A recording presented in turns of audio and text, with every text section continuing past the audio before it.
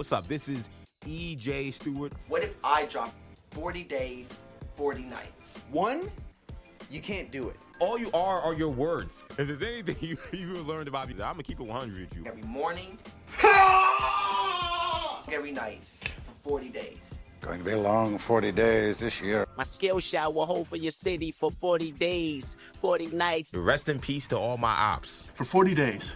If I can do that, then everything will be okay. You're the guy who can't finish a sandwich. You think you can go 40 days? This isn't normal! Oh, you're wrong, brother. I'm gonna go the distance. Let's go! Let's go is right. What's up? This is EJ Stewart. You are watching 40 Days, 40 Nights, where I, EJ Stewart, do 2 live stream shows per day. I feel like my mic's really loud today. Is it not loud? Let me turn it down a little bit. So my like level's coming up. No, a really exciting show for you guys today. Really excited to do this one. We got plenty to do. We'll be talking about, obviously, what happened with the New York Knicks. Big win over the San Antonio Spurs. We'll also be talking about the NFL Combine, where you had Ty Simpson light it up in his throwing session. We'll discuss whether or not he is now a surefire first-round pick. Kyler Murray.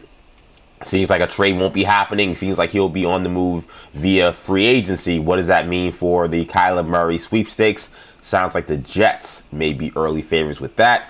Plus, WWE Elimination Chamber happened over the weekend. We have now our other kind of co-main events that we have, not just the CM Punk match, not just the Liv Morgan versus Stephanie Vaquera match. Of course, CM Punk versus Roman Reigns, the men's WWE title match, world title match. Now we have what appears to be the setup for WrestleMania, but not so fast, because SmackDown's going to have a huge determining factor on exactly what happens with the WWE title picture. So we'll talk about Rhea Ripley's win and Randy Orton's win over the weekend at Elimination Chamber. And this is a huge show.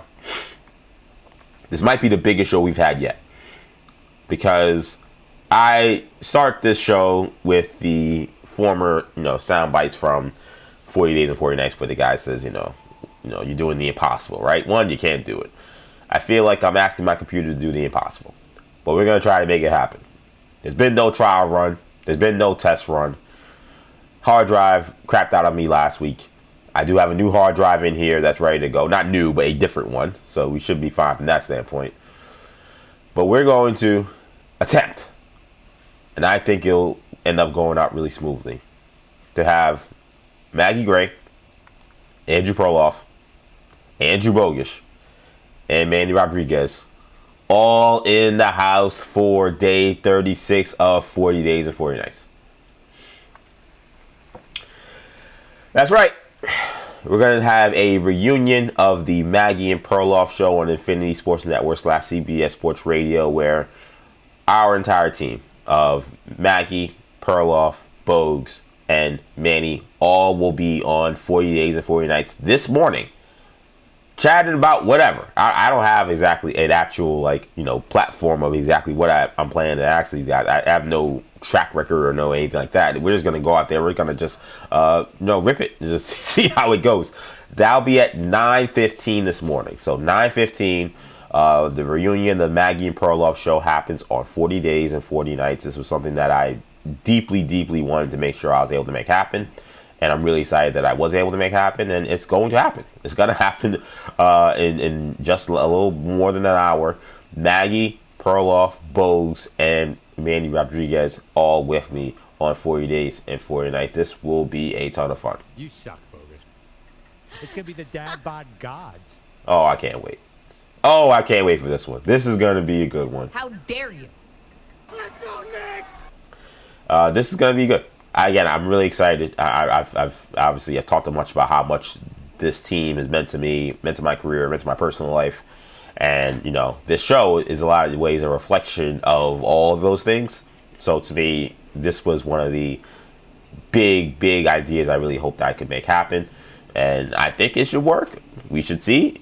We'll find out if my computer decides, we're not going to make this happen, and there's too many people on the stream. I don't think that should happen. I don't know why there would be any issue. So I'm couching that as the only thing I'm worried about. But otherwise, this should be a lot of fun. Cleveland, because they're idiots.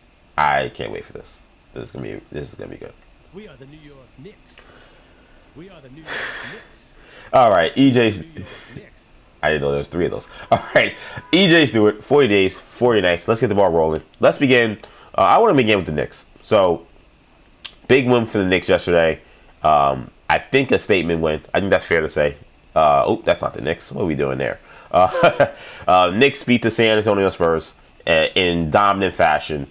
This was a game that the Knicks started off extremely slow, but then were able to pick it up late and really in the second half pretty much kind of dominate the game. Fourth quarter, they made it into a laugher. Knicks held the Spurs under 90 points. Knicks defense continuing to rise in terms of the defensive rating in the NBA. And this was, again, I think a statement win. Knicks won 114-89. This was a balanced attack for the Knicks. You got good performances from really everybody in the starting lineup. Mikal Bridges probably had his best game of the season. 25 points on 10 of 17 from the field. He also was extremely, extremely active in terms of just his defense, in terms of his playing the passing lanes. On the ball defense, I thought he was really strong. He shot 5 for 9 from 3. He was an absolute flamethrower. He was great. Brunson had 24 points in this one. Cat chipped in 12. He had 14 rebounds in the game, 5 offensive rebounds in the game. OJ Anunoby had 12. Mitchell Robinson came in, gave the kind of energy he typically brings. This was, again, a full-on team effort to beat a Spurs team that was red hot. This is a Spurs team that won 11 games in a row.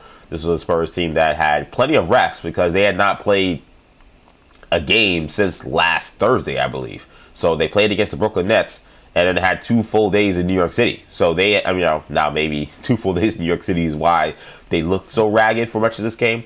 But I think you got to give credit to the Knicks again for a team that I think was looking for this kind of win. They hadn't had one of these in a little while. They had good wins, like, you beat the Rockets coming back from down, 19, 20 points, whatever they were down by. They've beaten some good teams before the All-Star break. But I think this one, where you're facing a red-hot team that is young, that is hungry, that is expected to be a team that will be competing potentially for an NBA championship, the Knicks have shown that these are the kind of games they can get up for. And this was, again, I think, a performance that you'll feel really good about. The one thing I thought about, and speaking on that, finals preview aspect of this, the Knicks against the top Western Conference teams in these home games have comported themselves extremely well. And they looked like a different team. Rockets gave that comeback and win, but they won. So put that one aside, because that was maybe the game where they looked the worst. Rockets win, okay. Now you got the Spurs win. Remember they beat the Denver Nuggets in that crazy double overtime game where they had to win the game twice because they called one of the worst fouls of all season against Mikal Bridges on Christian Brown, and Brown made 2 free throws to extend that game. They beat, who else? They just beat the Spurs. And they beat the Lakers. And they beat the T-Wolves in dominant fashion. All at home. And to me, again, in those games that I remember watching all those games, I felt like this was a Knicks team that was playing with more energy, more effort, more physicality than I think we've typically seen from them for most of this season. I start to wonder if the Knicks, when they see these top Western Conference teams, that they get up for these games. We kind of wonder why the Knicks haven't been consistent, why we haven't seen the same amount of physicality that we've seen from them in previous years, and why it feels like you kind of don't know what Knicks team's going to show up. I think you know when Knicks team's going to show up at home when one of these top Western Conference teams comes in. And I can't wait to see when the Thunder eventually get here, because that will also be a potential finals preview. But every game that the Knicks have had against these pseudo Western Conference contenders, they've answered the bell. Most of the games they've won kind of convincingly, and then the one game they won, they didn't win convincingly. They won coming back from 19 points, wherever it was, in the fourth quarter against the Houston Rockets. Another very impressive win. And I wanted you to hear from Victor Wembanyama, because I thought this was a telling quote yesterday about the Knicks team that he saw on the court, and it was one that he did not expect when he was asked about were the Knicks surprising with their level of physicality in this game. I was surprised, yeah. It feels like they're a good basketball team. They are good actual basketball players, They're not like the nastiest ugly team, They're not an ugly team to watch, but they made our game ugly. And if you don't understand him a little bit at the end, he said they're not an ugly team to watch, but they made our game ugly. He mentioned how they're not the nastiest group. And, that has been the conversation about the Knicks, is that this idea that somehow they have this glass jaw, or somehow they're a team that you can push around. I don't know why people feel like that's been earned. They beat the Celtics last year. The Pistons tried to push them around and lost. I can't remember too many series. I just think like people think of Karl Anthony Towns, and they don't necessarily have a bunch of guys who want to fight. Like, they're not a fighting kind of team. They're not a let's take some dirty shots kind of team. So they get this attitude of this team that I think people like to assume is soft. And look, I'm not gonna say there haven't been moments where you look at the team and you say, man, this team is playing soft, but this is not a soft team. It goes back to the Vince Goodwill comments that, this is a team that doesn't overcome adversity very well. Again, I don't know where these things come from. They have not won a title, but they've done everything else you could in terms of postseason success outside of getting to the finals that would show that they're a team that can handle adversity, that can play with physicality. That was the Knicks' MO in the kind of the middle of the Tom Thibodeau era. So I was a little surprised to hear Victor Wembanyama talk about the Knicks in that way. He has played very well against the Knicks. He had a good game in this game as well. So maybe from his standpoint, he's like, I don't know why my guys didn't show up. I showed up. He tried to kind of turn the game around in the third quarter to try to get the Spurs back into the game. But I think those comments mean something to me, because I think he probably saw a different Knicks team than he saw on film. I think if he watched the Knicks this season and watched generally, maybe not the games against those Western Conference teams I was talking about, but these other games that the Knicks have played, they probably don't see a team that's very physical or very nasty in any way. Like, that is true. I think the Knicks saw this game, circled it on the calendar, and said, we have something for these guys. Just like they had for the Timberwolves, just like they had for the Lakers, just like they had for all these other top Western Conference teams that they faced in Denver, just all these teams. They are getting up for these games, and I think this is the one where if you have some concerns about the Knicks in a major way, like, is this a team that's actually going to be able to get over the hump, get to the NBA Finals? Is the Eastern Conference going to be actually too tough for them? Something that a lot of people didn't really expect coming into the season, but the Eastern Conference has shown itself to have some really good teams. I watched the Celtics game last night. They beat the Sixers. Sixers didn't have Joel Embiid, but the job that Joel Mazzulla is doing as head coach of the Boston Celtics, he absolutely deserves Coach of the Year. Jaylen Brown's been a star.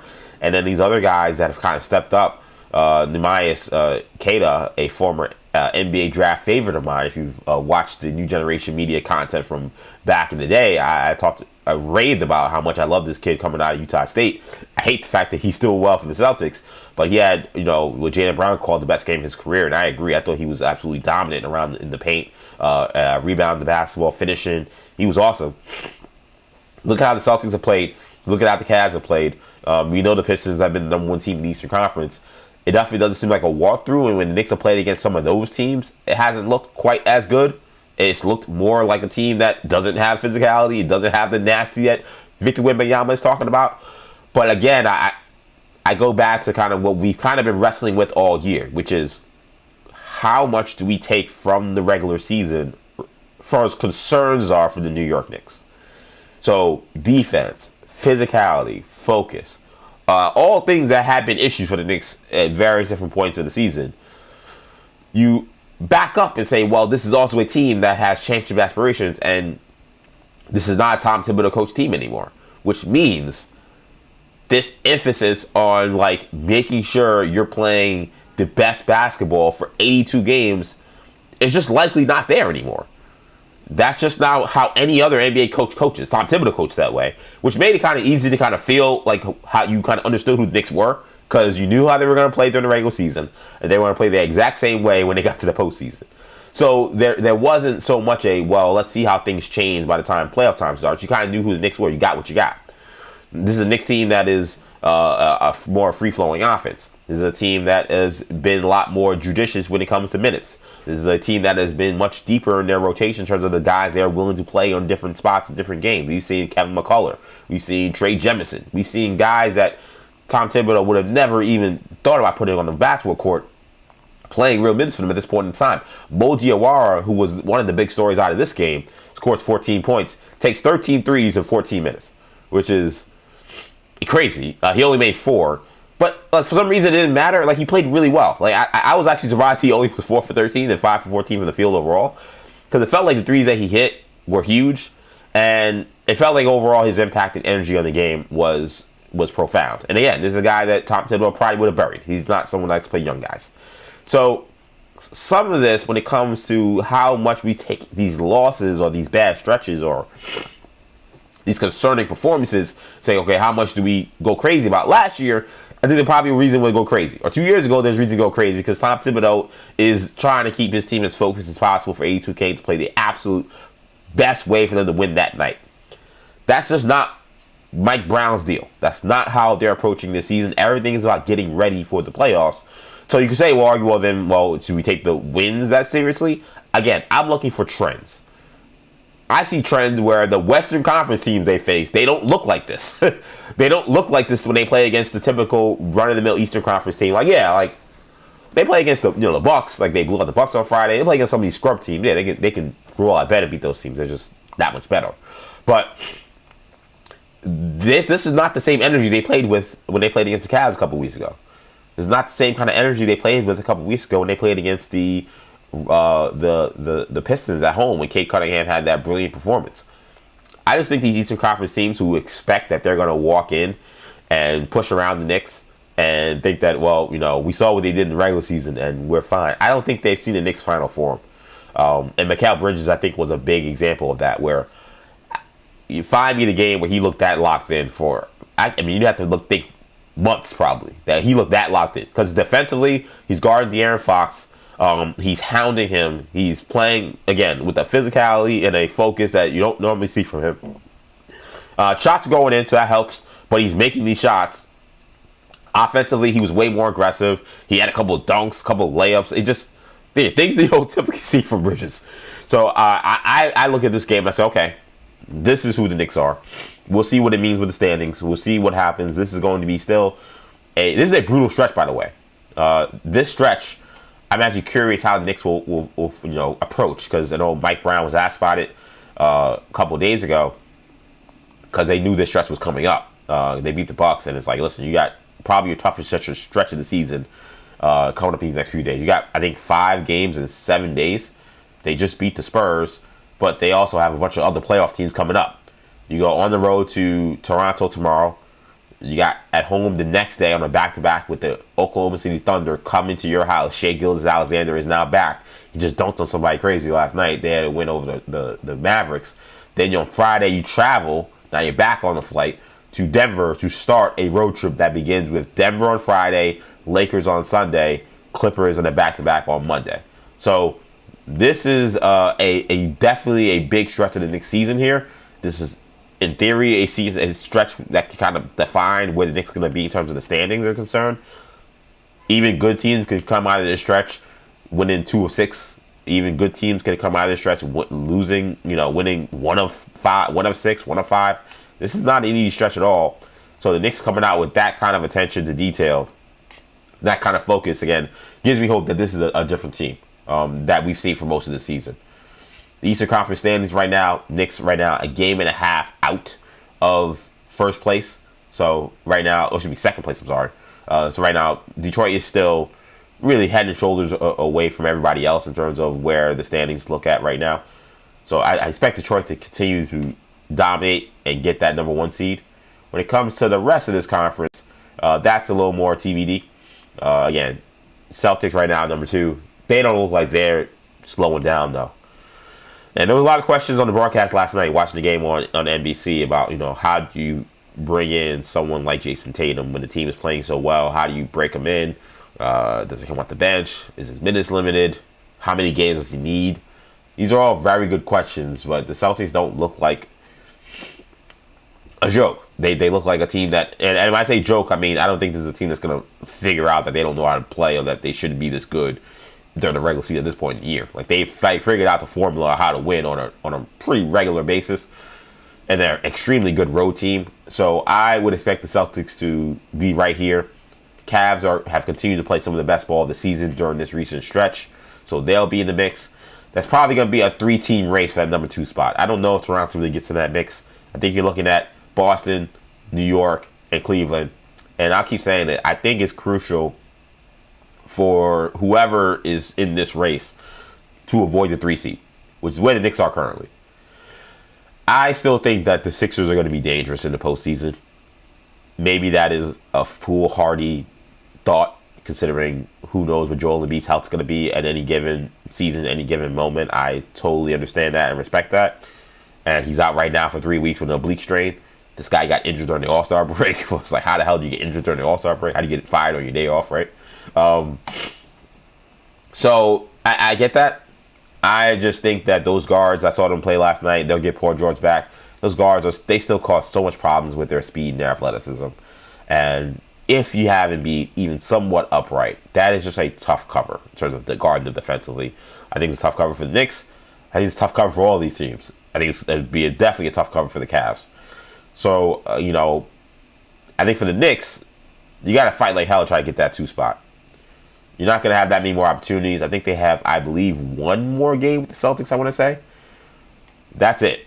So they're going to have an opportunity to make up at least a game, but right now they're the game and a half back. So it's going to take some work here. And again, they're facing a very tough stretch of the schedule. But I think if you look at how the Knicks performed last night, you got to be pleased with how the Knicks played. They win in very convincing fashion, 114-89 as they begin. Again, a really tough stretch of the schedule coming up. They face Toronto on Tuesday. 40 days, 40 nights, your boy EJ Stewart. Let's keep the ball rolling. Let's talk about what's happening in the desert, where Kyler Murray is now expected to be released by the Arizona Cardinals. So Ian Rappaport put out the bat signal over the weekend that it now appears that Kyler Murray's release is imminent at this point in time, unless something happens last minute where there's a trade offer that the Cardinals really love. Then maybe a trade can still happen. But at this point in time, it's way more likely that Kyler Murray will be released. As for the teams that would be interested in him, Ian Rappaport mentions the Vikings, he mentions the Steelers, and he mentions the Jets, who he sees as the early favorite to land Kyler Murray. But right now, he couches it as it's extremely early to really determine how anything is going to go. So, on the Murray front, it's very funny because again we had that article a couple weeks ago. Again, we do the show all these days blend in. But a couple of weeks ago we had an article and a story about how the Arizona Cardinals were so thrilled that Dante Moore decided to come back to Oregon and not enter the NFL draft, because in their eyes that meant that the price for Kyler Murray went up. Yesterday's price was indeed not today's price.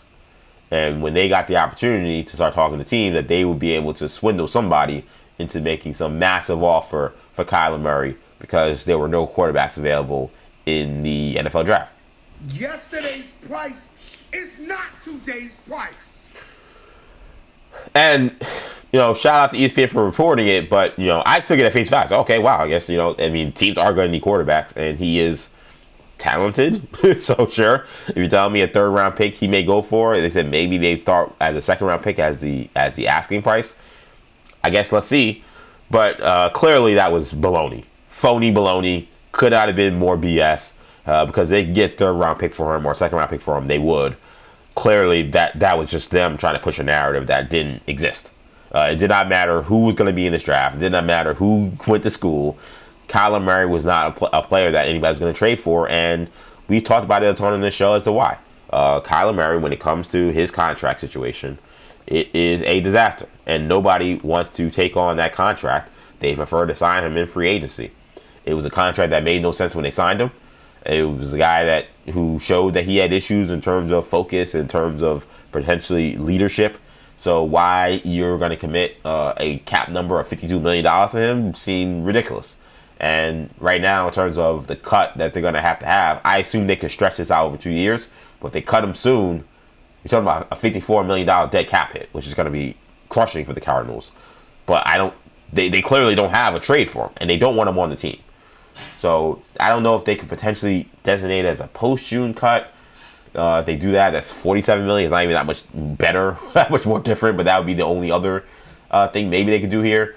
But in terms of cap savings, there's essentially none for cutting him. But that's what's going to happen. They will just let him go and let him find another team. This ends the Kyler Murray era with the Arizona Cardinals. I said era, but maybe you could say error. This did not go well at all. This is the guy they had to coax to actually play NFL football, because this guy could have been a baseball player. That was a thought. But when it became obvious he was going to be a number one pick in the draft, that's when he decided to play football. On Kyler Murray, I'm not the hugest fan.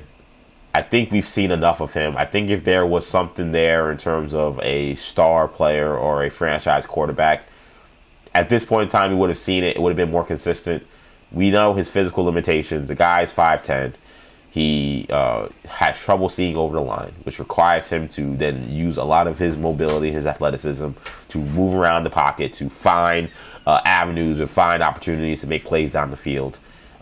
He is, to me, just okay. That's how I look at him. He's a guy who makes some big plays, but he's a guy who's not being consistent when it comes to what I see from him as a quarterback. So I'm not the biggest fan. This is also a beggars can't be choosers situation for some of these NFL teams. So I'm not going to go crazy about NFL teams being interested in him as a free agent. There's just not a lot of guys out there. We mentioned how the draft, we'll talk about Ty Simpson in a second. We mentioned how the NFL draft right now, there's, if you really love Ty Simpson, that's a second guy. But then after that, it's going to be hard pressed to find a guy who will even go in day 2 of the NFL draft. Carson Beck and Garrett Nussmeier are probably your best options. Maybe Drew Aller as well. But those are your best bets for day 2 picks. Those guys aren't going to come in and start next year. So you got Kyler Murray. The situation with him, you comparing him to Kirk Cousins, comparing him to Malik Willis, who I think is intriguing, but has not started a full season in, I don't know if he's ever did, actually, even in Tennessee, but he hasn't started a full season in a while. Who else are we talking about here? Tua Tagovailoa, if he becomes available. I mean, these aren't great options. So he's going to play somewhere. Somebody's going to make him their starting quarterback because he has too much skill to not be that. I would just worry again about durability. Last year, he had this toe thing, and then it was weird because he played 5 games, which suggests that he was extremely injured. But it seemed like he could have come back, and they just didn't want him to come back. So I don't know if this is a guy who's actually dealing with some kind of serious injury you got to worry about. But even taking last season away, in 3 of the last 4 seasons, but prior to that, he never played more than 14 games. In 2 of the seasons, he only played 17 games once. In the other 3 seasons, he only played no more than 14 games. In 2 of those seasons, he played 11 games and played 8 games. So he's a smaller guy. He's a guy that does get banged up and does get injured. And he's a guy that's had issues and questions about whether he's a real leader, whether he loves football, all these different things. The guy still runs a 4.4. The guy still has a good arm. So, again, somebody's going to look for him. Right now, Jets are considered early favorites. On paper, I hate this as a Jets fan. I'll be real. I do not want him as the quarterback. Listen, I think some of the concerns you may have had about what you saw from Justin Fields, I don't think apply as much to him. Like I talked about how much I don't want Anthony Richardson because I don't think he can throw the football consistently. Like he just consistently can't play the quarterback position from what I can tell. He's someone that needs to sit and learn and develop for maybe a couple more years before I would even think about giving him an opportunity. Kyler can play the position. I don't think he's that. He's functional from that standpoint. So I don't think that's the concern. Think about the last time you saw Frank Reich running an NFL offense. It was with the Carolina Panthers. And he was coaching Bryce Young. And Bryce Young looked like he didn't belong in the NFL. He looked completely clueless. And there were questions about who Frank Reich actually wanted with the number 1 overall pick. Like, it was funny to watch NFL Combine this week. I actually forgot about this. I forgot that C.J. Stroud threw at the Combine. And that he put on one of the best passing performances in the history of the Combine. I mean, he put on a clinic in terms of how well he threw the football, which watching it was interesting because I'm like, man, what happened to that guy? Like, the guy I watched playing for the Texans did not look like that guy playing at the Combine. Now, I know the Combine is no pass rushers, no weather. There's pressure in terms of performing well, but no pressure from defenders. So I understand that. But just the accuracy, the confidence, like all those different things, he looked like a different quarterback. I was like, this is probably why the Texans are saying we're not going to trade him, because they're going to fight like hell to try to find that guy from rookie year, C.J. Stroud, not the guy they saw playing and throwing the ball over the place against the Steelers and the Patriots. But if you remember that year with Frank Reich and the Panthers, there were questions about whether or not Reich actually wanted C.J. Stroud. And one of the stories that kept getting out there was that they drafted Bryce Young because David Tepper had decided that Bryce Young had to be the guy. He was the Heisman Trophy winner. He played at Alabama, all those things, right? And at that time, there were a lot of questions about Ohio State quarterbacks and C.J. Stroud. There also, I think, was a bad, I believe, Wonderlic test with him, too. So there was a lot of other questions. But with that quarterback selection, there was questions about whether or not he even wanted Bryce Young, with Frank Reich coaching him as a head coach and an offensive play caller. Bryce Young then played. He looked awful. Frank Reich coached like a guy that preferred a different quarterback than Bryce Young in terms of the results that we saw. And if you think of one thing that marries both Bryce Young and Kyler Murray when it comes to player comp, is their lack of size. Bryce Young is about 5'11". Kyler Murray is 5'10", 5'9". And there were questions about maybe Bryce Young is just too small to play in the NFL. Hell, there are still questions about that. He's played much better, and he's looked much better under Dave Canales, and he seems to have figured it out a little bit. But we've seen an undersized quarterback playing in a Frank Reich offense now. Albeit he was a rookie, but it was awful. So I see Jets favorites to land Kyler Murray. I think, this is Woody Johnson. That's how I think. We saw the early reports that if it was up to Darren Muji, which I thought was interesting wording. I think Tony Pauline was the guy who reported this. If Darren Muji had his choice, he preferred Tanner McKee or Davis Mills, which I then posed the question, why would the general manager not have his choice? He's the general manager, right? Isn't he supposed to be running football operations? That wording told me all I needed to know. And perhaps maybe that was the Jets front office trying to leak, hey, when this Kyler Murray thing happens, we're going to say all the right things, but just know that we wanted Tanner McKee and we wanted Davis Mills. Not to say those guys are going to be having gold jackets put on them in 20 years, but I think that is potentially what they're putting out there. And yeah, again, I don't love it. Kyler Murray seemed to not be able to get on the same page with Marvin Harrison Jr., which was a huge issue for the Cardinals. When Kyler Murray went out, it seemed like Marvin Harrison Jr. woke up and was able to actually provide something for the Cardinals. I worry about the connection with Garrett Wilson and Kyler Murray, because Kyler Murray, again, is not your typical drop back passer. And, will he be able to get the most out of Garrett Wilson, who is the best player on the Jets? I don't know. Some of the aspect with the running game that we kind of hoped that would happen with, excuse me 1 second, that we thought would happen with Justin Fields playing with Breece Hall and the run threat that he was, and how we thought that could maybe help the Jets running game. Just running game actually was pretty good. Maybe some of that had to do with Justin Fields. Some of that you may keep. So maybe Breece Hall, if he comes back, like you're excited about the ability to run the football. Like I said before, the Cardinals were very good at running the football. Not this past year when they had all these injuries, but in the past 2-3 years, they've been one of the best rushing teams in the NFL. So I think there's maybe some hope. They say, hey, let's we have a quarterback now who can run. We have a quarterback that will now be a threat that will make defenses play honest, which should create some holes for Breece Hall, for Braylon Allen. That I think is the hope, right? But for a team that has had locker room issues, for a team that has had leadership issues, I don't think the guy that has a homework clause in his contract is the guy I would be looking for. And again, Frank Reich has done this before with the smaller quarterback, and it went terribly. On paper, I think this is the most talented guy out there. So on paper, just in a vacuum, sure, it's a huge upgrade over Justin Fields. But is this guy going to stay healthy? Is this guy going to be committed to playing football? That's the other thing, too.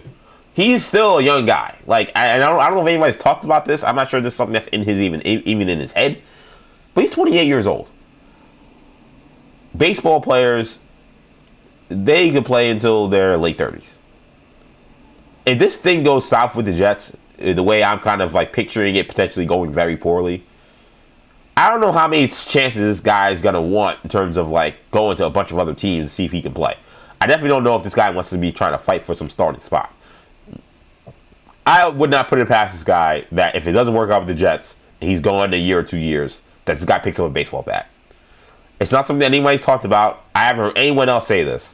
But if you're Kyler Murray, why wouldn't you consider it at this point? Playing football and getting your head beat in and all the injuries he's already dealt with when you could go to baseball and he would get a shot. I don't know if he would make a team. I don't know if he would like be a surefire major league player. But this was a guy that was considered a first-round talent when he was playing baseball. That was with the questions of whether or not he might play football. They still drafted him in the first round. So Major League Baseball teams thought this guy had it. I would not be surprised at all that if this thing goes south with the Jets, that he goes up and picks up a baseball bat. Which, again, goes back to why I just don't want anything to do with this. I will be thumbs down on this, 2 thumbs down on this. I would prefer the Jets go after a Malik Willis, who I think is someone who has a lot more upside and has shown that, you know, he, from a physical standpoint, has the physical tools that I think you would want from a Frank Reich quarterback if he's going to play in that kind of system. I'd even prefer Kirk Cousins. I don't even love the Kirk Cousins fit, but I prefer him in this situation over Kyler Murray because I think Kirk Cousins, that's somebody that's playing for his career. He's going to want to play well. And I think he would throw the ball to Garrett Wilson. Like, I have no doubt that he'd throw the ball to Garrett Wilson. And that's really, when I think of, like, prerequisites for who I want to see play Jets quarterback, that might be my number one thing, is how effective will they be at getting Garrett Wilson the football? And depending on where you are on that list is how high you are in terms of my wish list for Jets quarterbacks. I think Kirk Cousins would be pretty high on that. And even though he's old, even though I don't love that torn Achilles playing on that terrible field, I would still say, okay, I could squint and see a 1,200-yard season for Garrett Wilson playing with Kirk Cousins, because Kirk Cousins will, by hook or high water, is going to throw to his best receiver. He does it every place he goes. So him, Derek Carr, if you could pull him out of retirement, I don't know how real that was. I didn't do the Derek Carr story. I was actually surprised how much the Derek Carr Jet story got so much play because of those comments Derek Carr made about, you know, he loves Aaron Glenn, and he was wearing green during one of his, podcast interviews that he does with his brother. I guess they do a podcast together. Shout out to him and David Carr. But in that same podcast, he said the prerequisites for me to play in the NFL is I have to like the coaches, I have to be a surefire starter, and I have to have a chance to win a championship. The last part seemed to completely erase the New York Jets. When I heard that, okay, well, that's nothing to talk about anymore because the Jets have zero chance to win a championship. Zero. None. So that is why he's coming out of retirement to play quarterback again. It's not going to be for the New York Jets. It's going to be for somebody else.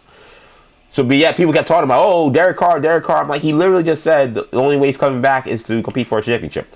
I could argue, who the hell is Derek Carr to be making demands about wanting to compete for a championship? Like, what has he done in the NFL to suggest that he should go to a team that is just held, like, set up perfectly for him to just walk right in and push them towards championship contention? This guy is not Matthew Stafford. Like, he's not. So I don't know who this guy is. I thought it was ridiculous when he said that. I was like, are you kidding me? Like, when he didn't want to come back to play for the Bengals last year. I was like, I know that you're worried that Joe Burrow is going to come back and take your job, but you get to play with Jamar Chase and T. Higgins for 8 games, 10 games.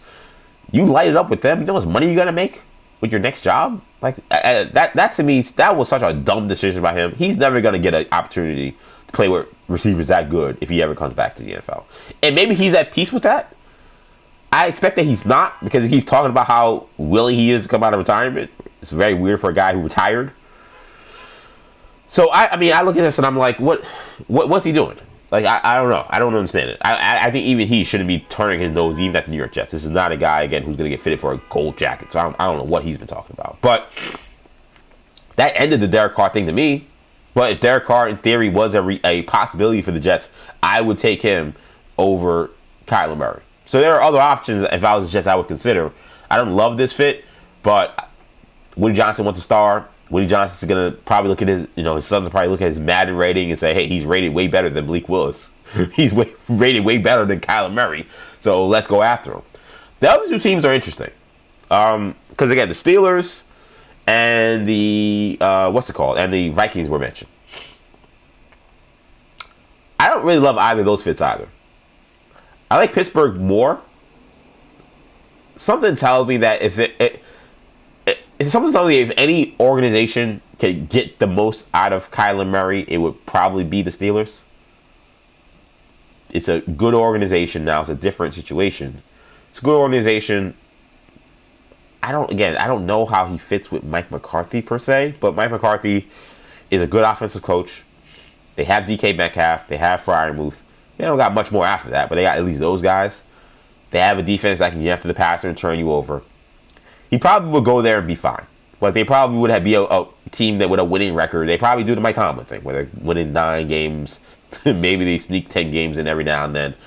I would argue, where does that get you? Like, I don't think Kyler Murray wins them a championship or he puts them in Super Bowl contention. Which, again, strikes me as why don't they hit the reset button and try to find their franchise quarterback of the future and tank. Maybe they'll be content with drafting, Ty Simpson this year and making Ty Simpson the quarterback in waiting. I don't know, but the Steelers thing, I said I don't love the player, so I'm not gonna love him really anywhere. But I said okay, I can see that a little bit. The Vikings thing was interesting to me because again, I think of Kevin O'Connell. I don't think of Kyler Murray. Kyler Murray, I think of as a spread offense kind of guy.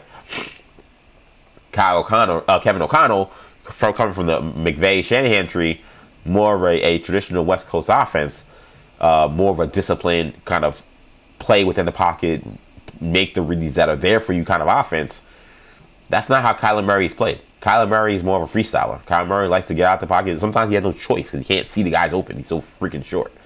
So that's another one that's weird. But that could be simply we need a big name guy here to compete for J.J. McCarthy because we don't think that this guy is any good. And he's going to have to show us that he's really good because we don't want to be in a situation where we have a mid-off, so to speak, where he's up against another Carson Wentz type or somebody that is so not ready to be a starting quarterback that we have no choice but to give him a job. We really want to see him in a real, like, life or death kind of QB competition. And Kyler Murray would give him that. Kyler Murray, again, he's accomplished too much. He's too talented. McCarthy may beat him, but I think they would feel, if he is able to beat him, I think you feel a lot better about him coming into his third season, his second full season as a starter than you would if you brought in some of these other guys that have been mentioned for him. So I think that's where that comes from. The Vikings, I think, are hell-bent on making sure they have a real competition for J.J. McCarthy next year, which is smart. Like, there's no way he should come in next year and be handed the job. That would be insane. With how he played last year, how he performed, 9 needs serious competition if the Vikings are serious about keeping Justin Jefferson, who has been a good soldier, has not caused any waves, but I think his patience is not going to be infinite. I think at a certain point, you're going to have to show him that we are moving in the right direction with a quarterback who can continue to put them in championship contention, especially considering they let a Super Bowl winning quarterback leave the building. Just let him go for free. Didn't re-sign him, didn't try to re-sign him, just let him walk. And Justin Jefferson watched all of his targets and all those stats that he was racking up with Sam Darnold go right over to Jackson Smith and Jigba. He's like, what the hell? Now Jackson Smith and Jigba is going to be the highest paid receiver in the NFL probably. He's probably going to make more than Justin Jefferson because of the season he had last year. So best believe Justin Jefferson was paying attention, and they're going to want a real talent at that spot. If it's not McCarthy, they're going to want somebody else. So I guess Murray's the guy they landed on. Again, I don't know why they just wouldn't go after Kirk Cousins. I don't know if Kirk Cousins is in the jet spot, but I think he fits well there. He knows the offense. He knows Justin Jefferson. He knows this team, the city. The city likes him. I don't know. It seems like a pretty straightforward thing for me. But, I mean, Kyler Murray, I think the upside for him, for any of these teams, is there's a chance that the Arizona situation was just so terrible, and then you could pick this guy up on the scrap heap, and you could have your franchise quarterback. That's the hope, is the flashes that he has shown of being a franchise quarterback are real, and he just couldn't do it in Arizona, but with the right team, right system, right situation, he could do it somewhere else. So for Minnesota, I think that's the move. Similar to the Vikings is, listen, we have too many win-now players to go after either a super flyer like a Malik Willis, or to go after like a retread guy who is like at the very end of his career, like someone like a Kirk Cousins. We need somebody that can maybe beat out McCarthy and then just be the quarterback for the next 3 years. Kyler Murray, could, in theory, fits the bill. Does he fit the offense? Does he want to play football? Is he a good leader? All those different things are big question marks I would have. But the one caveat to all of this is he has been humbled. And that's the one thing that's going to make the Kyler Murray story interesting to me, is does a guy who was the number one pick in the draft, who was handed the keys to an organization, who has been openly questioned about his commitment, his leadership, and now he's about to be cut, and now his choices are like the Jets and some of these terrible organizations or terrible teams, or go to Minnesota and compete for a starting spot. For a guy who's the number one pick, who I assume thinks very highly of himself, he was a high school football legend. This guy was the number one recruit in high school. He's been number one his entire life. To be cut unceremoniously by the Arizona Cardinals because nobody would trade for you is extremely humbling. So there's going to be a wake-up sign for this guy. If there is going to be one at all in his career, this is going to be it. So I think if you're any of these teams that are looking at Kyler Murray, that's what you're hoping for. Is this is the wake-up sign that he needed, and now he can feel confident that he's going to be ready to go, and he'll be a different guy than he was in Arizona. Because the guy in Arizona is not winning any of these teams anything. Let me be clear. If Kyler Murray is going to be mid and injury-prone, he's not going to win with the Jets, he's not going to win with the Steelers, he's not going to win with the Vikings. So it's going to take a different Kyler Murray, a more mature Kyler Murray, in order for him to succeed wherever he goes at this point in his career. This is 40 Days of 40 Nights. Your boy EJ Stewart here, streaming live, multiple spots, including live on YouTube. New Generation Media. Shout out to the New Generation Media people following me, subscribing to our YouTube channel on YouTube. New Generation Media is where we're at. Be sure to follow us there and subscribe to the channel. While you're at it, if you can give us a like, give us a comment in the comment section, we greatly appreciate it. John Lean asked me, as a Jet fan, do you want Kyler Murray? No.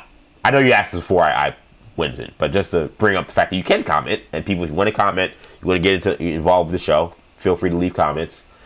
No, I don't want Kyler Murray. I prefer Malik Willis. I prefer Kirk Cousins. Like, the Tanner McKee stuff was, like, weird and interesting, but I wasn't, like, opposed to it. Like, I wasn't opposed to this idea of bringing in a Tanner McKee, a guy who never started, and the Jets seeing something in the limited action he had that anyone else didn't see, and maybe letting him compete with Justin Fields. And I definitely don't want to see Justin Fields play, but I'm also open to the idea that the Jets tank another season and then they get a top pick next year. So if Tanner McKee is a starter and he's terrible, they have to play Justin Fields again, then I know for a fact that Jets are going to be fine when it comes to the tank. So I've watched Jets lose for most of my adult life. What's another lost season for me? Yes, it will be painful, and yes, I'll be yelling at my TV screen and acting like a lunatic every Sunday for a couple of weeks. I kind of start to cut that out by October because the season's over by then. But yeah, if they have to lose again next year, that's fine. So I would have preferred them taking a flyer on somebody like that. Like, take a flyer on somebody who hasn't had an opportunity. Let's see if they come here. And if they play great and we find a $100 bill on the street, great, awesome. Now we have a quarterback and we would have got him for dirt cheap, and I would love that. I don't know if I love the idea of taking guys who look like we know what they are and hoping that something changes. Like, we've seen Kyler Murray play now for 5 years. And I mentioned this before. I don't know if I mentioned this on this show, but I think I mentioned it on Maggie Perloff. I don't think Kyler Murray's gotten better at all at playing quarterback. Like, think about who he was as a rookie. What has he gotten better at? Is his accuracy better? Does he read defenses better? Is he more athletic? He seems less athletic to me. Like, I don't think, and I think if you look at his stats, you look at his career, there's nothing to suggest that he has gotten better. Like, his numbers for the years where he's played almost 16 games or 17 games, they're essentially the same every year. He's around 20 to 25 touchdowns a year. He's around 10 to 12 interceptions a year. He's going to throw for a little under 4,000 yards, and he'll run a little bit. And that's his season. You can write in his numbers. The numbers tell you he hasn't gotten better at all. And I think the eye test tells me he hasn't gotten better at all.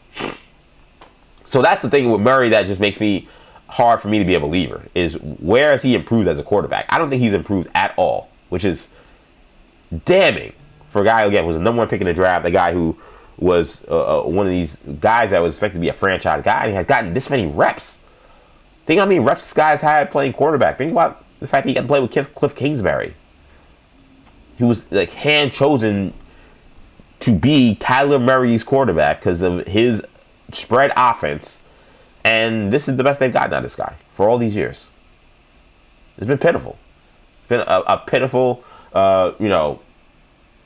disappointing career for Kyler Murray.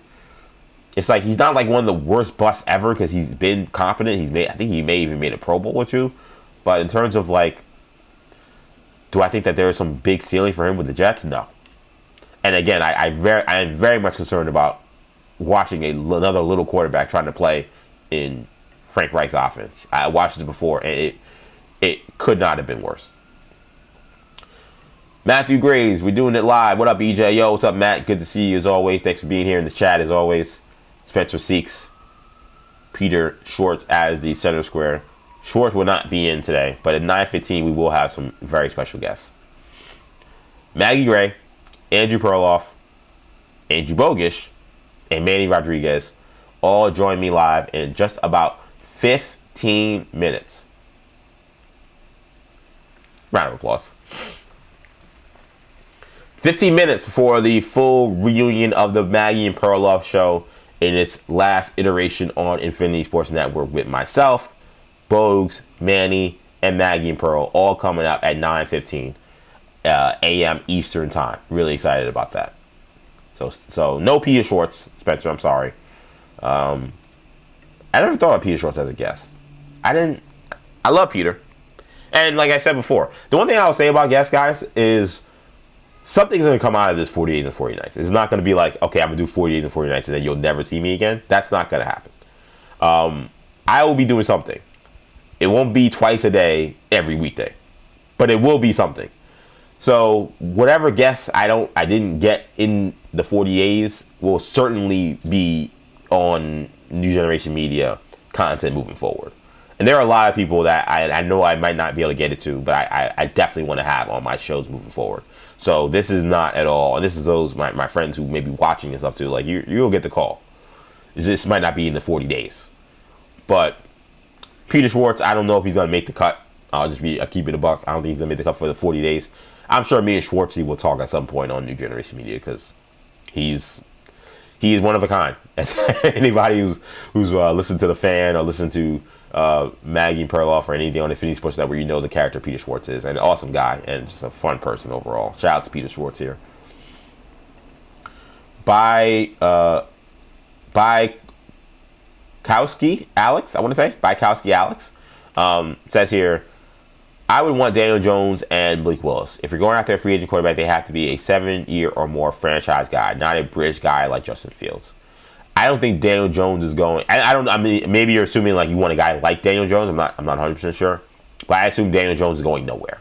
Like he's going to be the Colts quarterback next year, which is why the Colts are allowing Anthony Richardson to seek a trade, which I also don't think is going to happen. I think there's a chance he may get cut, but we'll get to that story if it happens in the next few days. But I don't think that that's wrong in terms of that thought process. As a guy who's played a little bit longer. Now, Murray's played in the NFL for 6 years, so he's not that far removed. Murray, I have his numbers right here. Let me see. He started his first year in 2019, so 1, 2, 3, 4, 5, 6, 7. So he's a 7-year guy. Like that, so he does fit the mold. In fact, I don't know if Malik Willis has played 7 years, so I don't think even he fits that mold either. Murray fits that mold, which is why I think maybe he's again, somebody's going to sign him. There's not enough good quarterbacks out there in the draft or free agency or that are available via trade for him not to be a starting quarterback next year. And I think we had the argument with Tua Tagovailoa. Like, I would think I was the only one on the show who said he'd be a starter. I don't feel as good about that today. I think push comes to shove, I think he still will be. But I don't know if we would have played that same game with Kyler Murray, I would have probably also said that he will be a starter because there just isn't enough good guys out there. And I think where he stands right now, he will be one of the guys that will get picked up. And if he gets signed by the Jets, he's the starting quarterback. There's no question about that. And I think it might not make a lot of sense, but I think Woody Johnson is running the show and he's driving the bus, and he often doesn't make a lot of sense. So we'll see what ends up happening with Kyler Murray moving forward here. So again, we're streaming live on YouTube. You can comment in the comment section in our live chat on YouTube. New Generation Media is where you'll find us on YouTube. Also streaming live on X, EJ_Stewart, where you'll find me on X. I think most of our viewers right now are on X. So shout out to the people on X right now. Greatly appreciate you guys. Also, of course, streaming live on IG Live, Instagram Live. Again, you can follow me there. Action EJ will find me Instagram Live. We've had Chris Persianen. Shout out to him. He had a really good report yesterday. He was at the Knicks game, did a phenomenal job covering the Knicks Spurs game. He's someone we got to get on New Generation Media very soon. Matt Engelhard, Mass 1505. Those guys all follow me, watching me in the chat, and watching me on YouTube, Instagram. Shout out to them. Always got love for them. Big love to Chris Persianen. He's produced some of my shows. He's been, of course, a fill-in on the Maggie Perloff show for Manny. So some of you guys are familiar with his work. He's a really talented reporter, talented overall media personality, and continuing to do his thing. I really got a lot of love for Chris. So one more thing in the chat here. Spencer Seeks, starting quarterback for the Jets 2027, Deshaun Watson. I'm joking. I want to make clear that I'm joking. But I see this ban button here, and it makes me want to click this ban button. I'm joking, Spencer. I will never ban you. Well, unless you do something stupid, but you're great, so there's no reason to ban you. But I honestly, I looked at that ban button and it looked quite enticing when I saw this come across my screen. Because I have add to broadcast, and I have the opportunity to ban. And I was like, that ban is looking pretty good, seeing that crazy comment. My hunch is that Deshaun Watson will not be in the NFL in 2027. That's my hunch. Now, to be clear on Spencer, I see the vision. I hate the vision. And it literally makes me want to puke. But I do see the vision. Deshaun Watson plays 1 year at the Browns. That goes how it probably goes. He gets cut, or he's a free agent at that point. So now he's a free agent. Jets are so desperate for a quarterback. Maybe the Jets screw up the tank and are now once again outside looking in when it comes to actually drafting a top quarterback. They need somebody to play for 2027. And Deshaun Watson is a 5,000-yard quarterback sitting out there saying, hey, I need a job, and I still am in, pretty good shape. I'm still pretty young. I see the vision of how that happens. I don't think he's gonna be in the NFL. That's my hunch. Is that I don't think he's any good. I think he's shown that he is not the player that he once was. So I think at this point in time, thinking that he's gonna come around and change around his career and all of a sudden be the old Deshaun Watson, I think that is fool's gold. I think there's almost no chance that happens, in my opinion. I thought he was. I always say this. Nobody ever believes me. And I always say, I said this on Zach Gelb with Ryan Hickey filling in. And I tried to get Hickey to confirm this, and he won't confirm it because he doesn't remember. He doesn't think I'm lying, but he's like, I don't remember this. But I told him on that show that I thought that Watson was overrated. This was around the time he was going to come back, and I said, I think he's overrated. I know he put up numbers with the Texans, but that's a terrible team playing a bunch of losing games. That didn't move me the way it moved other people. So I've never been a huge Kyler Murray guy like that. I mean, sorry, not Kyler, a Deshaun Watson guy. I think there was a time where I think he was an intriguing guy. I think that time is long gone for me. So I don't know. I've never been a huge fan. It's never really made sense why he was someone that was so highly touted with all of the off the field stuff that was coming up. I realized my mic levels were so high. I just had to adjust it a little bit. Apologies if the mic level just dropped considerably. I just wanted to adjust it for my friends to get on here, so we're all kind of on the same page in terms of the audio levels here. But no, I never was a huge fan of that guy. I really wasn't. the stuff off the field was just nasty. And I know what this NFL is about. I know it's, can you perform? What have you done for me lately? And, if the guy can, throw a 40-yard, 50-yard touchdown, they'll sign him regardless of what's happening off the field. I know all that. I just didn't think it made all this sense for all that guarantee money and all those draft picks for this guy. That's how I honestly felt. And I've said that on air. So it's not like I'm saying this Johnny come lately. Did I think it was going this bad? No, I didn't think it'd go this bad. In terms of how he was on the field, I didn't think it'd be this bad. But I didn't think he was going to turn around the Browns. I thought there was no chance he was turning around the Browns. So I think he's going to play very poorly this year if he plays. And if he does, he's going to have no value in the NFL. No team's going to say, hey, you know what? Let's take a flyer on him anyway, because even though he's a creep and maybe a criminal, well, he can still throw 4,000 yards. So let's give him a shot. I don't think that's happening. I think this year I think he's going to play, because I think that Shedeur probably won't win the job coming out of camp. And so Watson will get an opportunity with a Browns team that has no weapons, and he will struggle.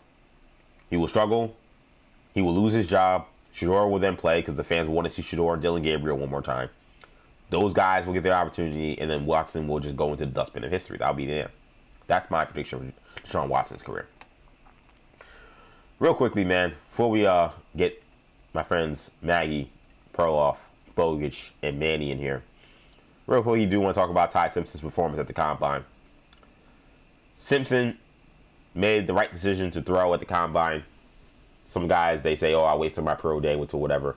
It seemed like the jury on him was too up and down for him to play games with this and not throw at the Combine. The measurements didn't come out that great. Hand size wasn't that great. He came in about 6'1". So physically, I don't think you saw anything in terms of the measurables that made you feel, okay, this guy's a first-round pick now. But then he stepped on the field, and I gotta be real. As someone who's been kind of wishy-washy on Ty Simpson, I see a second or third round guy, and now people are asking if he's a first-round pick, and I'm a little concerned about that. He looked good. I mean, he threw the ball, I thought, extremely well. He was accurate. The deep passes. Does he drive the ball in a way that's like a Josh Allen type? No, he doesn't have that kind of arm. But he was accurate. He was on time. And I think it's funny. So my brother tells this story. My brother Kendall, who's been on the show, he's worked for 2 NFL teams. He interned with the Philadelphia Eagles, and he worked on the video staff with the Minnesota Vikings. This is why he's so smart when it comes to football. And I had Kendall talk to me about what it's like watching the backup quarterback versus the starting quarterback every day in practice. And he said, EJ, it's night and day. Like seeing how a backup quarterback performs compared to the starters, like you see it in practice. It's very clear. Like they're running through the same drills, and you see, okay, that guy's the Maserati and that's the Honda. Like it's one of those things that you see like easily right off the rip. And I found that interesting that he saw that, and he says that every person who works in the NFL can identify immediately like how much better their backup quarterback or starting quarterback is compared to their backup, because it's just the arm talent is there and the accuracy is there and the footwork is there. That's how I felt watching Ty Simpson during the NFL Combine. Like I watched these other guys throw, and all these other guys are throwing. Taylor Green, Carson Beck, Drew Aller, Luke Altmaier. I'm watching all these guys. And, they all have varying different performances. I thought of those guys, I'm not being biased, I really do think Carson Beck had one of the better performances of that group of guys. But then I watch him, and I'm like, oh, he's different than those other guys. Now, does it translate to an NFL field?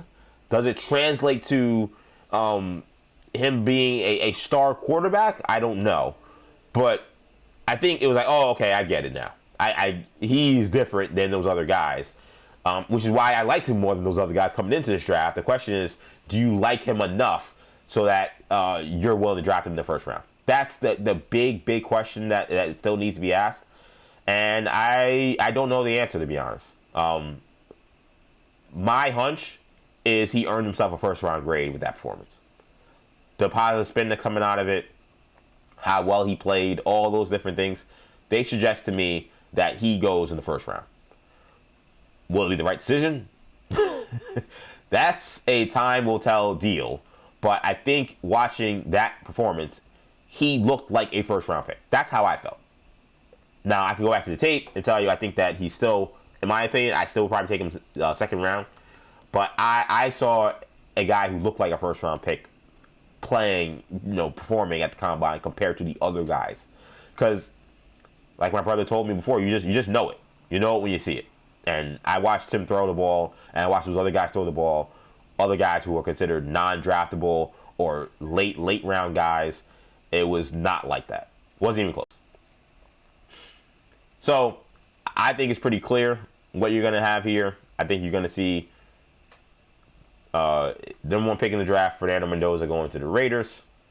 Somewhere between 12 and 32, Ty Simpson's going to go somewhere.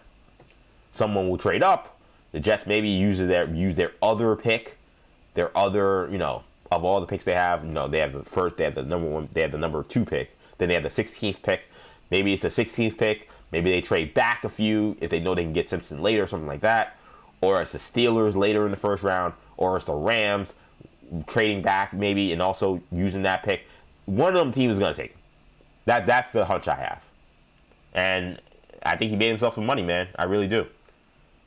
Spencer Seek says Kuiper at Simpson right now at 21. That feels about right. That feels about right from what I saw. And again, it's not about this isn't me giving an the evaluation was he looked like a first round quarterback. That is my evaluation. I'm not saying I would draft him in the first round, but that's what he looked like compared to those other guys. It was very clear. So I would assume, I'm not even an NFL evaluator, I would assume that those guys would feel the same way. And I'd assume that he's going to go to his pro day and he'll perform even better than he did at the combine, because then that would be a script that he is used to and receivers that he's used to throwing to. So I think Kuiper's probably on the money with that. Then on the second side, Kuiper sucks. Scoop his take on Jimmy Clausen. Yeah, the Jimmy Clausen take was infamous when it came to his career and how we looked at evaluating, Mel Kiper. But the one thing about draft content, man, is we all have our misses. You can't say, oh, you got this wrong, so therefore you don't know what you're talking about. There's too many players you have to evaluate. You're not going to get them all. So, yes, the Jimmy Clausen thing, he always gets heat about that. But I'm not going to kill him for that. Shout out to Mel Kiper. And shout out to Ty Simpson, man. Phenomenal job there. I think there were people who had doubts. I think a lot of those doubts were quelched with how he performed.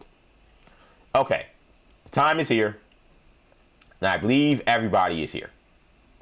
So it's a little past 9:15, which means it is time to have the reunion we've all been waiting for. So I'm going to bring up everybody in the order that they came in. So we have Andrew Bogusch live here on 40 Days and 40 Nights, not looking my direction, so that's probably not good. I'm going to assume he's frozen. Or maybe not. Oh, now he's looking my way. Bogusch, do you hear me? No, Bogusch does not hear me. Okay, so that's probably not good. Let's put him back in the... Oh, he muted himself. That's probably a problem. Bogusch, do you hear me? No. Okay, let's put him back in the green room. Let's see if Perloff can hear me. Perloff, do you hear me? Oh, am I... Oh, lost Perloff too. All right, lost everybody. That didn't go as well. Maggie was there, but then she was not there. I'm going to maybe kill some more apps and see what happens here. All right, let's see if we can get... let's see, Maggie may be here. Maggie, do you hear me? It's EJ. No? Maggie's there, but also not hearing me, so... Let's return her to the green room. Let's see if we can get Bogusch back up. Nope, not getting. Oh, see that? Hold on 1 second. So that's not going down right now. Let's see. Oops, I just dropped myself. Don't want to do that either. All right, let's flip this over. Let's try this again. Let's see, Bogusch, do you got me? Bogusch is also muted, so I'm going to say that's a no. Manny is joining, so maybe Manny. This is like definitely a Bueller situation right now.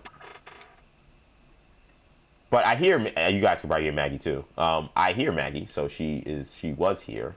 Oh, okay, now she can hear me. All right, wait. So let's see. All right, Maggie, do you hear me now? What up, EJ? I thought I could do this without headphones. That was a rookie mistake. I should know better. Good morning. Good morning. You're the first person to check in. I've tried Perloff and of course I am. Yeah, I tried Perloff and Bogusch, and those didn't go quite as well. You're just a little delayed.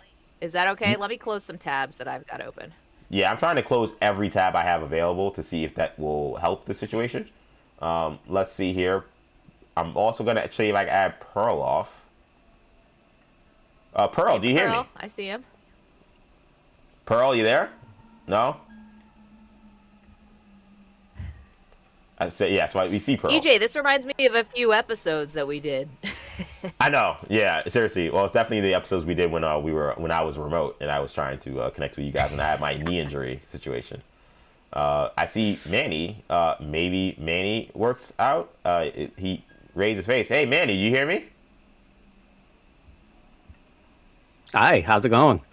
Yo, all right, we got two. This is a funny game of who calls. Can I put them on, and let's see how this goes. Let's see if we can add a third. Perloff. Hey, now he sees me. Okay. All right.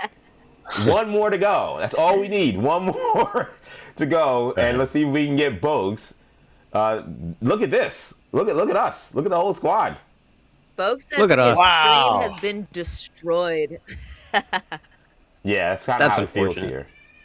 He's calling me now, so I'm trying to see if I can get him on. But the fact that this got better as it went on gives me hope that this will work. And now he's here. It's all going to come crashing down soon. Yeah, my computer's going to just combust trying to do this thing. But that's what I get for trying to be crazy and get all you guys on. How you guys doing? Oh, just dandy. Good. Best shape of my life. Did you wait? EJ, did you time this so the Knicks would have a big win on national television to get us on the next day? Was that all part of the plan? Yeah. I mean, I see Manny's got the hat on, so we love that. I mean, no, the Knicks. we know with the Knicks, it is as unpredictable as what's going to happen with them from a night-to-night basis. So no, it would have been very foolish for me to say the Knicks will definitely win this game and make me feel good coming into a Monday. So no, that was not by design. But I'm happy it happened. I'm definitely happy that it happened. I'm curious in terms of what you guys have been up to. I try to get Bogusch here, and he's the last one of this, and I keep bringing him into the thing, and he's not coming up, but he can keep trying to call, I assume. What were you guys doing this weekend? First of all, I'm live in freezing a a little world- bit. Am I Yeah, go freezing ahead. on you guys? No. I feel like I'm don't see freezing yeah, and screwing up everything's everything. Okay. Hey, I see no freezes. You guys are all perfectly clear and perfectly fine from what I see. I don't know how it looks to anybody else, but from my stream, you guys are good. Can I tell you what a difference it is to consider 9:20 in the morning the morning? This was basically lunchtime for us not that long ago. So one thing that has really changed in our lives is that the morning is actually the morning again, not the middle of the night is the morning. I don't know if you guys noticed that. Yeah, no, it's an entirely different world. It's an entirely different world to be doing the show. I mean, even waking up at 9, it's 7 o'clock as opposed to what I was doing before, doing a 4 a.m. wake up. Like with Maggie, we texted, getting my 4 o'clock ready just for the just for the nostalgia. I had a shiver up my spine of thinking about that was indeed also my alarm clock at 4 a.m. Oh no, we kicked out Manny. Yeah, Manny got kicked out for a frozen Bogusch, which is awesome. So I tried to drop Bogusch from the thing, but have not been able to. Let's see if I can drop him here. So now we have you guys. Hopefully, I'm trying to think the last time we saw EJ scramble like this, and I think I have the moment, even though it's What is going to be a that? tiny bit painful for you, EJ, but everything worked out great, is the first time we went to the Super Bowl with EJ. So you are the most capable producer I've ever worked with. You know, no disrespect to anyone else, but like you are so beyond capable, you're overqualified for that job. But we threw you into the deep end at the Super Bowl with just like no life raft. We gave you like no instructions. And you just got thrown in the deep end, okay? So I did not envy you. This was but when we double booked Dan Marino, the look on EJ's face when Dan Marino walked up and he was like, "Oh shit." It was priceless. This is the only time I've ever that worked out fine, by the way. Yeah. This is the only time I've seen you have to scramble like that. Well, the funny thing about that was because with Dan Marino, you guys both were like, hey, like, you know, this is one like you got to make sure you're on your P's and Q's for. Like this was the one you were like, make sure you're on point about, and this was the one that I double booked. So that was also like not only was this going through this first time, but this was like of all the interviews, you're like, oh, like, yeah, you want to make sure with Dan, you make sure that everything's on point, everything's all good to go. And so the fact that that was the one that was like completely haywire was definitely the frustrating aspect of that for sure. Yeah, that was and this is what I get for trying to do a big thing. So hey, let me see if I can get all of them all at the same time and see how that goes. I've done 2 people at the same time, which is why probably Manny's not happening. So yeah, I feel like I see you guys and everything, but yeah, this is clearly not going as smoothly as I would have hoped. But how? By the way, I'm so sad too because I would have seen Bogusch. I know, and I had him up, and then he froze again. So, but in terms of how you guys been, how's the weekend? How's things been going so far for you guys? You know, where you at since the end of the Infinity Sports run? How's things been with you guys? Yeah, can I just say, by the way, Maggie, I see you're still going with that Bills thing, huh? You know, I almost changed it out. I thought about it. I got the Army Navy up. I was gonna turn Jim Kelly's picture around. Oh, Manny's back. I could do Rally Pimp if you guys want, but I got kind of like shamed for buying this T-shirt because I didn't take pimping seriously enough. So you know, fair. By the way, I've been doing good. I was just talking to I was just talking to Maggie this morning, and we are talking about it's that time of year. You do your taxes and you crash course on college basketball. Like it's coming out of nowhere. So I'm watching the games yesterday. I'm watching Purdue, and I'm like, that guy's still at Purdue, and I'm definitely like cramming like there's a final tomorrow night in college. Yeah, I know you're talking about Brady Smith. I know that has to be you're talking about from Purdue. That makes a lot of sense. Yeah, no, college basketball. This is the time to watch for sure. And tax season for sure. And for me, I'm trying to figure out bachelor party stuff as well. That's like the third prong of this for me, and wedding stuff the fourth, because like the bachelor party is like different than like the wedding. That's like a whole different deal. So that's been. I keep trying to put Manny up, and then he keeps freezing. Now I hear echo, but I guess that means Manny's here. Hey, Manny. Wasn't me.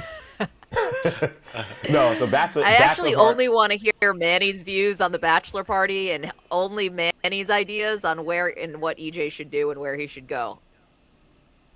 Yeah, where should I go? I already know where he's going. You told me this, and I already forgot. Where are you going? Like Memphis or something like that? San Diego. There you go, 619, baby. Oh, of course, yeah. You love San Diego, dude. Nothing better than going to San Diego and I guess going to Bill Walton's grave or something. Yeah, I believe he is buried there. I guess there is that. There's also a beach. There's good food. Oh. There's the Padres. There's other good stuff there. A lot of Mexicans. I know, which is one of the reasons. And I lost all of them. Oh my gosh, that was crazy. Yeah, this is not going as smooth as I thought it would go. I'll be real. Bogusch is calling me. Let's see if we get Bogusch in here. He's in the green room. Bogusch, can you give me a thumbs up if you hear me? Okay. Hi, Bogusch. Oh, am I the only one left now? Yeah, you called and then everyone else collapsed and left. So there was well, that. I got a kicked out message and then hit reconnect, and when I came back, then my phone started buzzing. Everybody else was gone. So I don't know if it's my fault or I was just quick getting back in, but here I am. It feels like, from what I can tell, is that this has been if it's more than two of you here, then it's a major problem for what I can see. You should have. Yeah, but I also don't know if it's also part of it being that, well, because I'm trying to have all you guys call at the same time, and that also is part of this issue. I'm having a hard time figuring out. Can I blame Pete Bellotti for a technical problem? Is that allowed still? Is he still somehow in charge of all these things? Is this his fault for not testing lines or something? Yeah, I'm perfectly fine with blaming Pete for something here. Okay, good. Maggie very much enjoyed that joke, by the way.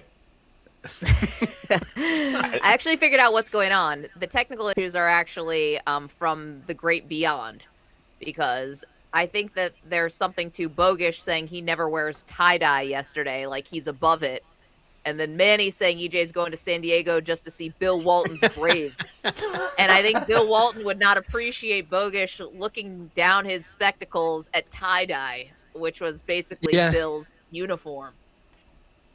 I wish we could share the picture that Andrew Kaplan created of me in my Bill Walton era at a Dave Matthews Band concert. But again, my only point was the only thing he got wrong was the tie-dye shirt. I don't own a tie-dye shirt. I'm not necessarily opposed to them. I just don't have one. But I do wish I had the hair in this picture. I'd be a very happy guy if I had that much hair. I also don't know why he posted that in the group chat, because I very clearly just asked him personally in the text that we have, hey, can I get a headshot of Bogusch, because I know you have one. And then he's like, use this. And that text probably came out like so like random, like why is he sending this? And like, this was a personal conversation that you brought to the group chat unnecessarily. And I'm actually trying to see if I can pull up the picture so that you guys can see it. For those who I'm saving it just to have it for forever. It might be my new. I need a new Instagram and like Twitter little avatar. I might use this bad boy. Yeah, maybe I can blame Cap for this the technical issues that we're having right now. That would be very convenient. But he wanted to really see you. So Perloff, there's Bogusch. Oh, there he is. He just said right before you came on, I really wanted to see Bogusch. That's literally what he said. So now you can say hi. I heard that. It made me smile, and I love his headset. Yeah, well, Pearl, you muted your mic, but if you can unmute your mic, we can hear you.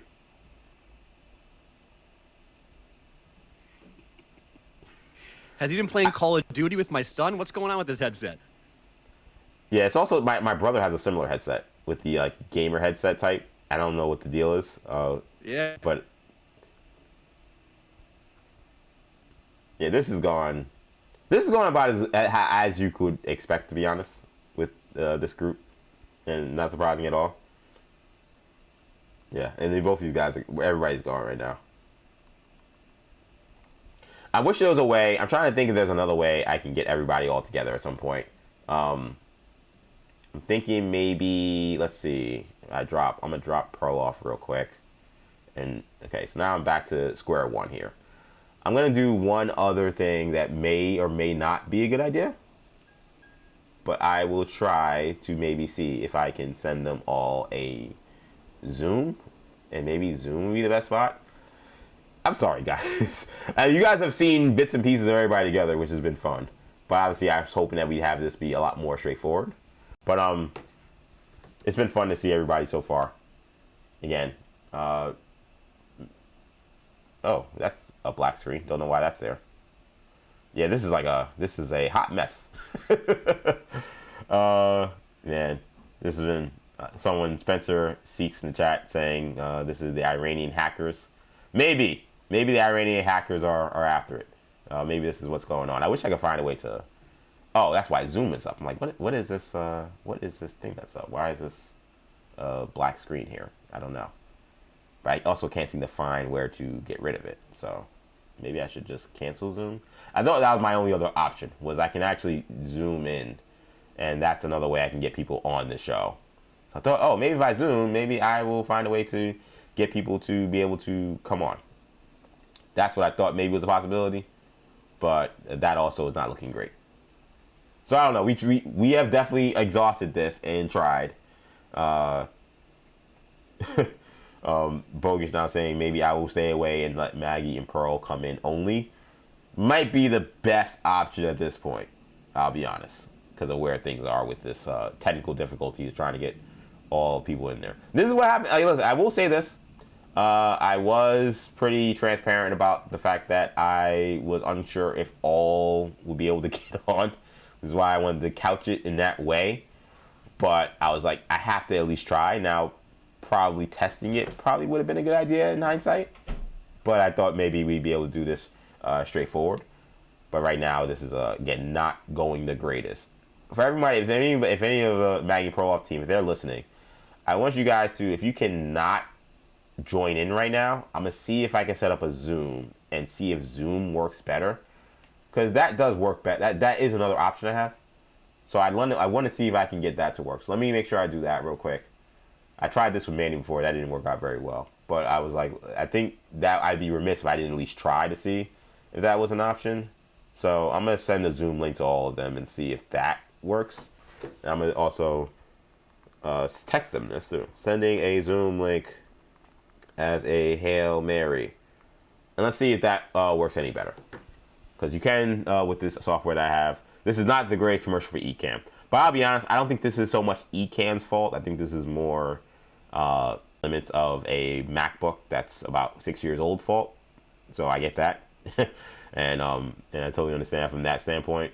But yeah, I'm hoping to see if that's something that I can do. It was funny to see. Of course, Manny, it's funny, I was wondering how early Manny would get to the fact that there are a lot of Mexicans in San Diego, which is where I'll be for my bachelor party. And he got to there pretty quick. I thought it'd be the first thing coming out of his mouth. And then he said something about Bill Walton not his grave being there, which I don't even know if I can confirm is the case. I'll be honest, because do you know if Bill Walton's grave is in San Diego? I know he was born there. I know he certainly loves San Diego. But I don't know for sure if that's actually the case. But yeah, this has definitely been a tough stream for your boy. Trying to do the right thing and the good thing of trying to see if I can get everybody on. So I'm going to send out another link. So just bear with me for a minute or two. And I'll see if the Zoom works better. I don't feel that confident about it working great. Only because I see how everything else has worked with this. But I think it's at least worth a try given, everybody was really excited about hopefully, having this happen. So I'm going to see if I can put everybody in the same chat. So I'm going to send this text out. My computer is going at a snail's pace right now. So that's why this is taking forever. Which is, again, to be expected considering I'm trying to do something I probably shouldn't be. By the way, this is New Generation Media. 40 Days, 40 Nights for those who are accustomed to watching me on 40 Days and 40 Nights. Streaming live multiple spots, including on YouTube, New Generation Media. Also streaming live on X, EJ_Stewart. And streaming live on Instagram. We've had bits and pieces of a reunion of Maggie and Perloff show. I think we've had, at times, like a fraction of the people that we needed to make this show happen. I don't know if we got all 5 people. I think at one point we had all 5 people on the screen. But that was like extremely short-lived. So I wouldn't count that as we got everybody up, because that was not the case. And then we had 4. There was like a 2-minute window where we had four of the team members all on the stream, which was awesome. And that was short-lived though, because then immediately they all froze and they were all gone in a matter of minutes. So it's been a little bit of a technical difficulty day trying to do this. I'm trying to see if I can get this message out to them to join the Zoom, which I think they've gotten the message, but I'm not sure if I can actually send the email. Has been the problem. Like, my email won't actually open, which is a huge deal. By the way, while I'm doing this, because I can kind of multitask, I'll try to here. Elimination Chamber did happen over the weekend as well. I will say I am happy with the results for the most part. I think for the men's Elimination Chamber, you had Randy Orton winning the chamber match for the men's side of this. I looked at Orton as a pick that, I kind of hoped. I was talking to my guy Lucas Goldman. Shout out to Lucas. He was on what day was that? Friday night to preview this, and he also had Orton as the pick that would make the most sense if he was booking the match.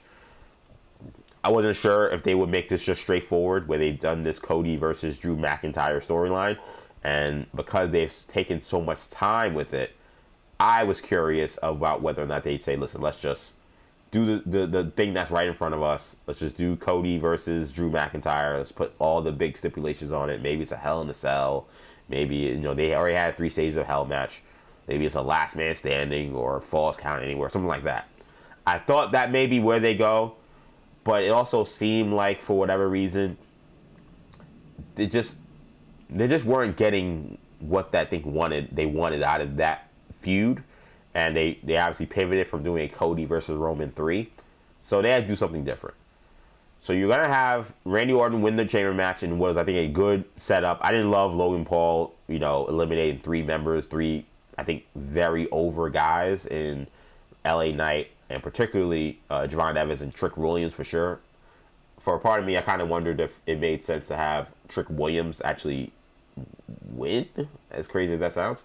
Only because he had just been so over, and I felt like the crowd had told them that this is a guy that they want to see more of. So I wondered if you do Trick Williams, if he wins the match, and then I don't think he deserves a one-on-one match, but maybe you do something where you throw multiple guys in an entire foray and see what happens, right? That's kind of what I was anticipating might happen. There we go. This is finally open, so I can now reply to everybody and see if they go get this Zoom link, which again I don't know will go well, but I think it's worth a try. All right, so I sent that to them. So let's see how that goes. But no, I wasn't sure if they would just maybe pull the shoot and say, you know what, let's go. Trick Williams, you're the hottest guy right now. You're super over. People want you at WrestleMania. Let's put you in the biggest match possible. I thought that might be the case. I thought that was unlikely. It turns out it was. So I didn't love Logan Paul being the avenue to beat those guys. I did like the Seth Rollins reveal. Seth Rollins returns. He comes in. He has one of his cronies be a fake masked man. And then he comes in the ring as the real masked man.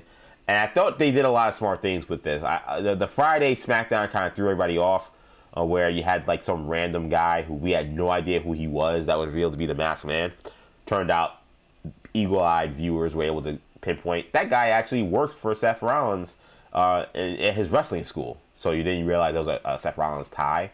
So I said, okay, actually does make sense. That Seth Rollins has people working for him to eliminate the Vision. So what I wasn't sure I liked, I thought it was kind of goofy, ended up turning out kind of okay. So I was actually cool with that from that standpoint. So that was okay. I was a little concerned though about how they would execute the rest of the match, and bringing Drew McIntyre back into the fray, which made sense because he's been involved in every single Cody thing. He, gets beat up by Cody and Randy. Cody hits him to the crossroads, but then Randy coming right out and taking that shot and hitting Cody with a crossroads with an RK out of nowhere, which always works, always makes sense, always is a pop. Orton winning the match, which I think is kind of like a pseudo surprise. I think ended up being a good end to what was a match that was pretty good, but I think was kind of losing a little bit of its steam once Trick and Javon Evans went out. Those were going to be the guys that I think the fans were really excited about and wanted to see. I kind of wish that Javon maybe got a couple more big time air spots. This felt like a big moment for him potentially because the Chamber, his athleticism. I feel like he maybe got eliminated a little earlier than I would have liked, but I think everybody looked good. Everybody performed pretty well. So I think they're going in the right direction with what they are deciding as we try to get some people in here in the mix in the Zoom chat, and let's see if this actually works out any better than the previous iteration of this opportunity. So Maggie's in the Zoom, but she is frozen. So I'm going to pause and hope that gets better than it is right now, but it does not look good right now. Yeah, the Zoom is usually not as good as the regular one, which is telling you how bad things are right now, that I'm having to go to the Zoom. But that's the desperation I have to try to make this thing work out. But Maggie's in. I think Perloff will be in here soon enough, and then I will I think try to bring in everybody in hopes of like these last 10 minutes or so, getting everything to work out, as opposed to trying to bring in one by one and having the whole thing screw up. I'd rather everybody just come in together and it blow up, or everybody leave and it blow up. And like, I'd rather that be the case. So Maggie's in, Perloff is there, and will hopefully be there. So I don't see his camera, but I do see he is in my Zoom right now. And hopefully we'll have a Bogusch and Manny. So I'll text them that I sent it to them, guys. I sent it. But I'm really, so now you got Randy winning the Elimination Chamber, which I think was the smart move, because there just was nothing going on with Drew and with Cody. So that was different, unique, got a pop, so I like that. But the Drew being a part of the main event the way he was, and building up this issue between him and Nick Aldis, the general manager of SmackDown, and Nick Aldis flying off the handle in the post show and saying, you know what, because you got involved, now we're going to be put into a championship match on Friday Night SmackDown against Cody Rhodes, who you screwed up, who you screwed out of an opportunity to win this match. Now paints the picture of where they're going with this, which is you're going to have Cody Rhodes face Drew McIntyre. I expect Cody Rhodes wins that match, and then that gives you the opportunity to then have your dream match of Cody Rhodes versus Randy Orton for the world title at WrestleMania, possibly a night one main event. And that works. I think that there's a huge story there. Obviously, Cody Rhodes was essentially Randy Orton's, that was his, his mentor, basically. Obviously, they came in with legacy, and they were basically him and Ted DiBiase Jr. They were running with Randy Orton for all those years. So that makes sense. That is a match I think that they can sell, which I think is where they're landing.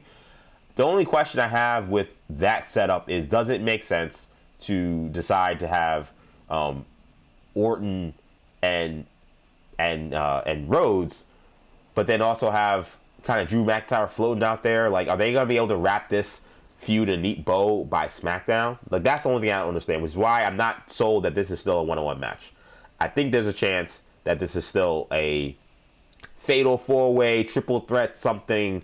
Like, I don't think the story ends with just Randy versus Cody, though I would prefer that. I think there's a chance something weird happens with that. All right, I got 4. So I'm going to take the risk, I know that's because Maggie's time is limited, to bring everybody back in. So let's see if Zoom was better than Ecamm in terms of the team. But I do see Maggie here. Everybody, or I see people. Okay, Maggie's there. Okay, there's Maggie. Hi again. Okay, that's one. I'm laughing at Perloff pretending to be frozen.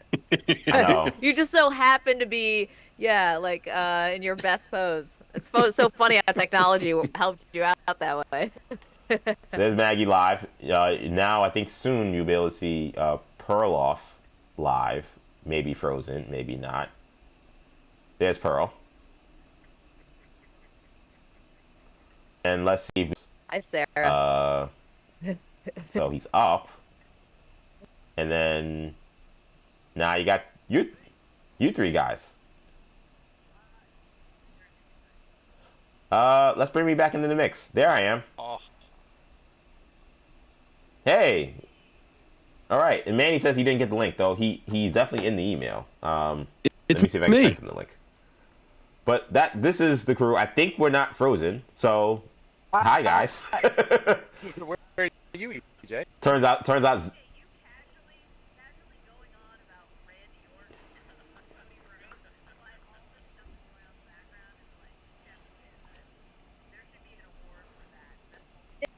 Well, I will say this. Like, it to do this show, like, you have to produce and be the host. So this is definitely the most, like, juggling plates in the air that I've done. But it's not like I've not had to do stuff like this before. So I've gotten used to it in many ways. Having a whole spiel about Elimination Chamber while trying to figure this out, definitely up there with some of the feats I've had to do with this show that I'm doing. That I'm in my last week of, which is still crazy to think of. On about Randy Orton versus Cody. No, 8 a.m. There was a full show. We did a whole Kyler Murray and him stuff. Kyler Murray, going he's out going to the get released. What does that mean? Where should he go? Should the Jets take him? I say hell no, but it's probably going to happen because Woody wants to star. So we did that. We did some Knicks. We got into Ty Simpson. He looked pretty good during the combine. So yeah, we did all. This show has been rocking and rolling, and then we had the crash happen. The crash happened. We're trying to get everybody here at 9:15. But this is the best shot we've had of everybody. Or we're just waiting for Manny.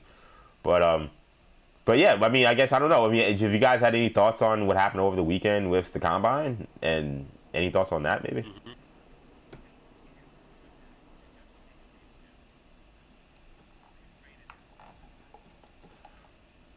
But you don't think so? Or you don't think it could be Arville Reese though?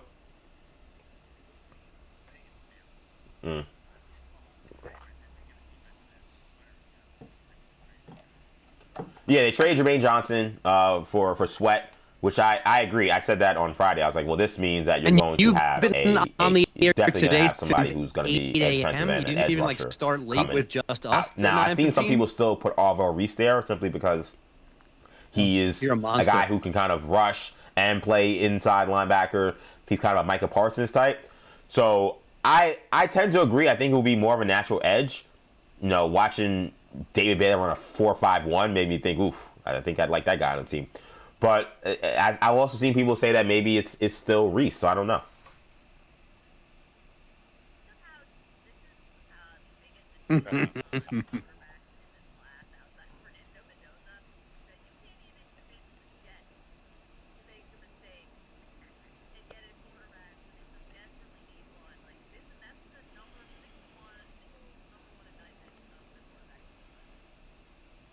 Yeah, I heard what you said. The Jets are taking David Bailey at 2. That's done.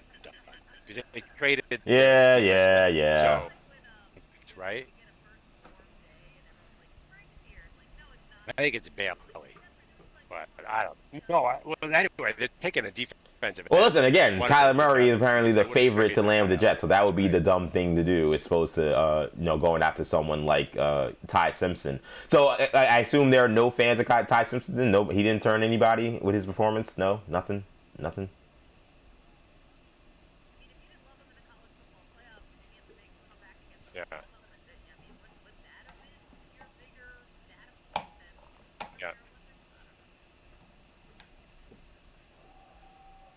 I'm not a big fan of him either. I just feel like what I said earlier was if you watched him throw and watched those other guys throw, he looked like a different quarterback than those other guys. Like those other guys looked like day 3, day 2 type guys.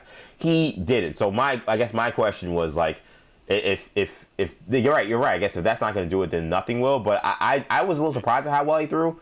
His hands were kind of small when they measured him. Pearl, I know you were in on that. He's only 6'1", so I expected a much worse performance than he gave. In this class, and he looked great, I thought. I was surprised. I don't know. That you can't even convince the Jets to make a mistake and get a quarterback when they so desperately need one. Like that's the single number one indictment of the quarterbacks in this class. You can't even fool the Jets. Yeah. But now it's only March. Yeah, I was gonna say they both equal Taylor Green. It's kind of like when like you get a first warm day and everyone's like, spring's here. It's like, no, it's not. It's gonna snow. It's like the Jets are doing something smart. Just wait a minute. Yeah. Sorry, EJ. I mean, if you didn't love him in the playoff, didn't he have the big comeback at a point? The underwear Olympics? I don't know. I agree. Yeah. Well, yeah, and yeah. Anything else going on with the Giants?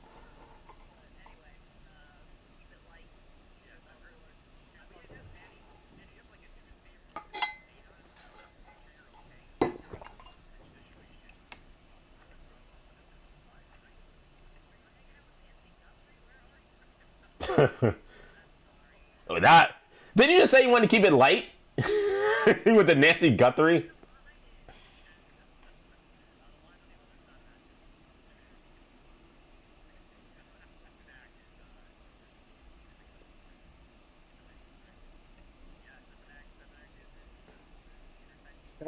So you could.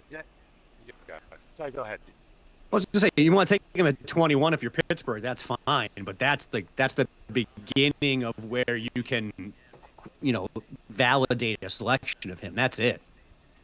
Why don't you go sign Kyler Murray, then draft Diego Pavia to make Kyler Murray feel better in the locker room, and they can share equipment and stuff. What if they sit on each By the way- other's shoulders and just be one quarterback? Yeah. That equals Josh Allen.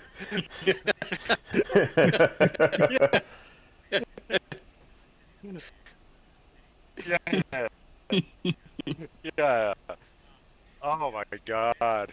How about North Dakota State Cole Payton? I mean, you guys know how I love a future back. Well, listen, earlier you talked about Bill Walton's grave, so I think this is a big step up from how we started the stream, right? You should just pitch the profile right now, because you're going to be at some It's point. already written, Maggie. I think that was in the chat too. Someone in the chat mentioned that Bill Walton's been cremated. So I was like, why do now two people know how Bill Walton is lying in rest?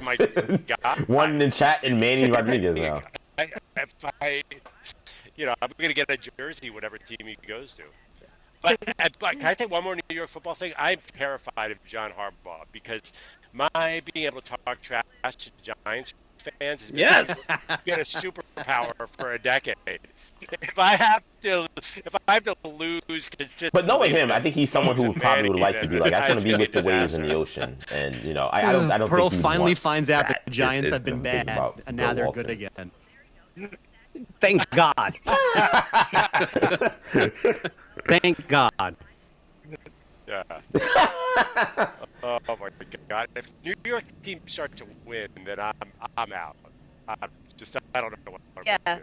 And that, by the way, that's the only headline going on with the Giants. He just saw CBS. He was like, oh yeah, Walter Cronkite, that guy. Why? What else happened? You got a couple emails I could point you to. No. Might not be so good. But anyway, we'll keep it light. Yeah, very true. Very true. We asked Maggie, I know you got to run soon, but anything you miss most about the entire date team? on it to hold up to make sure you're okay. You look like you're in a hostage situation. I'm good, bro. I'm chilling. I'm vibing. How you doing? You doing all right? Are you hanging out with Nancy Guthrie? Where are you? Oh, I thought you were gonna say I got the two and I got emotional. It was like, no, I just couldn't think of anything else. I was like, oh, that's sweet. It's like, wait, what? I don't know where the line is. The line's on the other side of that joke. Yeah. Maybe I saw Stepanak is number 16 in the country right now. I was just looking at the high school rankings. Yeah, Stepanak is in the the intersectional semifinals now. So they continue to have a phenomenal season. Darius Ratliff, Adonis Ratliff, USC commits. Hassan Caressi. Yeah, big Bogusch, big guy right there for Bogusch. Dylan Parrott. I mean, it's 5 D1 starters. So I mean, this team is going to go far in this tournament. You guys stay as long as you want. I know Maggie may have to run, but you guys can stay as long as you want. I have nothing else on the show. Years So of winning the intersectional and the city championships. It's just what Massaroni has done in White Plains is incredible, man. Go Westchester County. We can develop basketball players up here too. Wait, hold on. Let's back this up.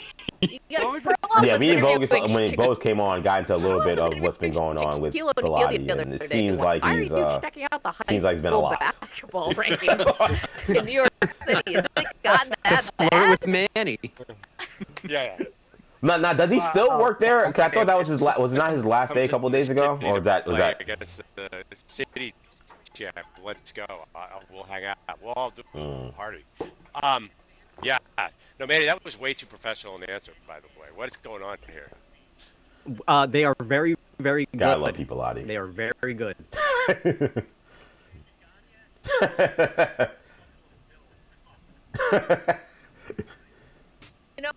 Honestly, I would even who did that Terraldo statue would mess up a Bill Walton.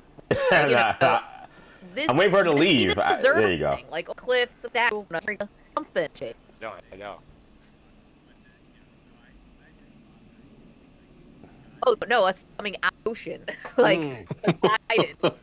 You know, it's Bill Walton with a trident, just like fuck you. No, you know what I'm telling you. I like the fact that the Miami Hurricanes went on a playoff run to the championship as soon as the show ended.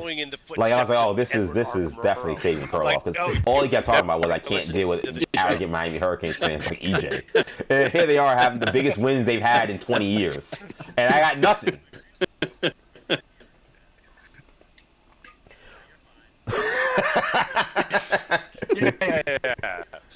Yeah. Appreciate that Nancy Guthrie joke, okay? I don't think Edward Armoro would have made that Everybody's one. good, man. Everybody's happy to see you, sorry. and the captain's happy to see you. I know it's been a little bit of technical difficulty for sure, but no, it's been great seeing you. They saw you a couple weeks ago. Yeah, you were one of the people that have been on fairly. All you guys actually. Maggie was the one that was on way early in the run because she was the only one that wasn't on vacation. And seeing or, your traveling amazing the world. faces is a one. I tried to do back of the top 5 things that I missed most about you Seriously. guys. I got 2 and the stymied. Just kidding.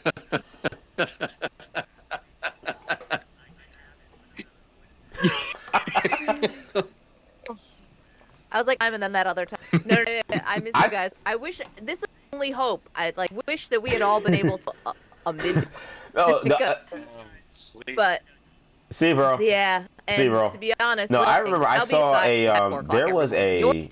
what was I was watching college basketball the other night, and they had to do the Elimination Chamber. That's therapy. So like what I just talked about with Randy Orton, like they basically talked about it like during the show, and like the play announcers like that's all you, Sean Farnham. I got nothing. You're like Elimination Chamber happened tonight. Randy Orton won, so it means he's going to WrestleMania. Isn't that something? And I think it was Dave Fleming. A running down just forward you He was everything. Like, yeah, that's all you, Sean. I got nothing else on that. Anyway, Gonzaga's down 5 points here. Bellotti, by the way, he still works there. He wanted to place on fire. Yeah, on the it's way like out. it's there. exactly like winning the conference tournament. Damn. Yeah, so Royal Rumble is one way to get to WrestleMania. Well, the I don't other know. way is to win the Elimination At some Chamber. point, he's not going to work there anymore. But I don't know if I'm allowed to say it out loud just yet. So yes, if we're going to advance the story, so it's not stayed easy, and but also, then he bailed. Yes, that is it is actually the one the college basketball guys should have actually understood it very clearly. It's the closest thing to college basketball that we have. No, I love Pete. He's is the the best. automatic qualifier. All right, I gotta go, guys. This has been fun. EJ, Well, the next person who time thought let's about the idea start of the with matches Zoom. was a That lunatic. works better. Don't tell me after I leave, guys. Thought that, hey, let's put a huge ring full of titanium steel with no mat outside the ring, just more steel. Let's see how that goes. Let's see how their bodies survive that. They all hate the match. Is more of the moral of the story. The chamber match. Yeah. I gotta go too. I have a thing. I was still in. Oh yeah. No, I was gonna say whatever. Whatever.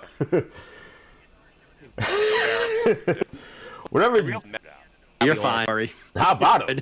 Focus on the Knicks and the Giants. How about Mo Dior? I feel like everybody. I feel like Manny's a Mo Dior guy. All good. All great. Yeah. What? Last week, right? Yeah. Yeah, we did like 45 minutes. We could have talked an half. That's a big missing piece of this show. That would have been that also, like Manny coming in and being like, "Hey, do you see what Mo Dior did?" Something. I haven't, but I'm going to avoid it his updates. Yeah, they finished all in. Yeah. EJ, freeze Bogusch and do another 10 minutes on wrestling just to look at his face. All right. Love you guys. Got a job. Later. Bye.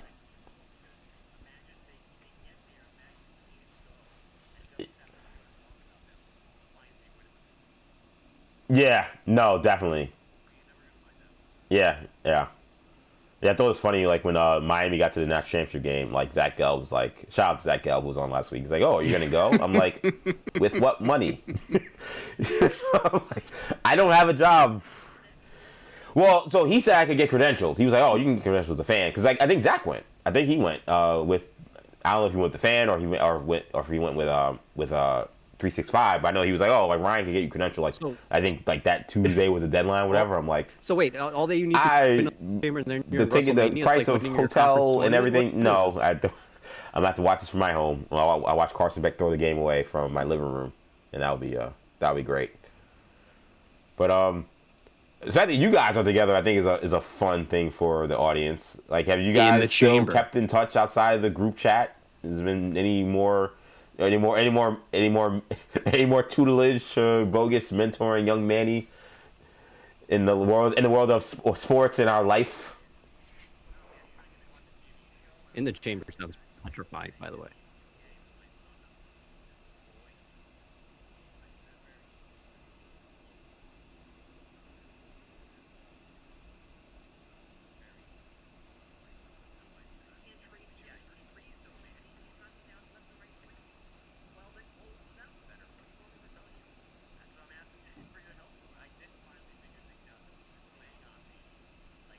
But at us, at a buttoned up 40-20 guy having a realization chamber read during basketball broadcast.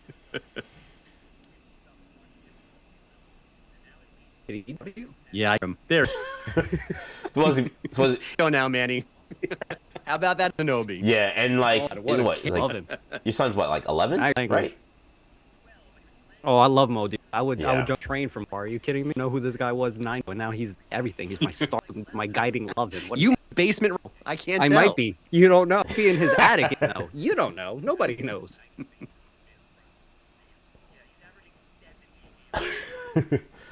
Yeah, I feel like once you get to double digit like age, you can't play on rookie mode anymore. The Bill made the Super Bowl. At that point, you got to evolve to at least pro or all-star level. Even the and you know and the Super Bowl. Maggie can't and doesn't have to talk about that. Finally winning the ball. Well, we ain't never gonna find out. No. He wants to win. What are you gonna say, Manny? And what credential? Wait, that's the show. That's the show you're trying to get him to watch, Manny? It's been on already. I thought it was a new show.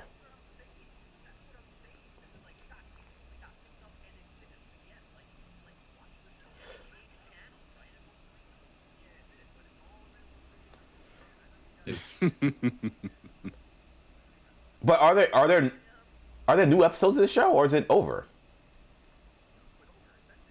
No, pretty much just like I'm not. Yeah, or no, I think him and the Bill conversation Walton. was. But I don't. No, I'm not watching an old show. Tell me how the NBA again. Like that's. If you tell Bogusch to watch, I think Bogusch. I agree with Bogusch. If this was a new show you're telling him to watch and get on, I can understand. An old show that already was trade on. twos for okay, three, but he's knocking down it's threes. It's over. Well, then close out. What do you want you? That's what I'm asking you for. I did finally figure he was playing on the. No, I know, but it's at a long run though. It started let's push maybe 10 years ago. I feel like I watched it. I was like we just moved out of up college. difficulty level, least competitive. Oh well, there you just got to up the level. Well, then with Jalen the Knicks, and he 15 of 7 from 3 every. And I'm like, well, it's that's not just, possible. Listen, 2K, it's like realistic, and that's what happens. Basis because Jalen's the man. Yeah, 70 against the 2K. Yeah, no. Yeah, Below Deck is for the young folk, Manny. I'm surprised you're not watching Below Deck, to be honest. Well, I've tried. Yeah, like he plays a franchise up. It's always on War 1. Then he wins like 63-3 in Madden. I'm like, why don't you just make this a little more competitive? He's like, no. Did you watch? Did you watch Brooklyn Nine-Nine yet? We're pitching shows. Once we're done, on the show on this live stream now for the last however many weeks. Yeah. Everyone should watch Traders. Yeah, dude. That's the show you that's should be watching. It's saying, dude, got canceled. They got and it finished. Watch the show. Change channels. Point. It did, but available for you on Hulu. I know you got Fordham money. Pull up some Hulu. I think you would love Traders. I think you would love Traders because it's got the Bravo family. You got like multiple Housewives franchises involved, and then you got like a Michael Rappaport here and a Donna Kelsey there. So there's even like a little sports in there. Donna Kelsey's on the last season of Traders. That she is. This one that just dropped. Donna Kelsey's there. You got Johnny Weir and Tara Lipinski. Saying it's an old show, like it's from the 1980s. It's watching them during the like Olympics and then have them on this show worked pretty well. That's the show you got to watch. I've been pitching everybody that you all should watch Traders. It's half an hour in 3 weeks. Really committed. Yeah, I'm not opposed to it. It's just new episode of House. Have you seen the Charm, movie? It's a better Below question. Deck. The movie came out, right? There's Below base Deck? training on that. There's just How no old? Brooklyn 70 Nine-Nine. years old and watching Below Deck. You think Deck's for old people? Too Yeah. old Deck. No, I'm not talking about that one. I'm talking about the one that just Yeah. came out like Isn't that a weeks ago. Hot You just young asked it. people. Not, You just asked everybody if they watch SpongeBob, so I assume you watched the movie. not love bug. Oh, you see much in America that be, happening in the room around. I don't sound like an old person show. But you'll watch the SpongeBob, the TV show at 27 years old with no children. I'm surprised I haven't watched that crappy, like brain dead TV that I can't believe I watched Trade. Oh, it's Bravo. Adam West, there you go. Right.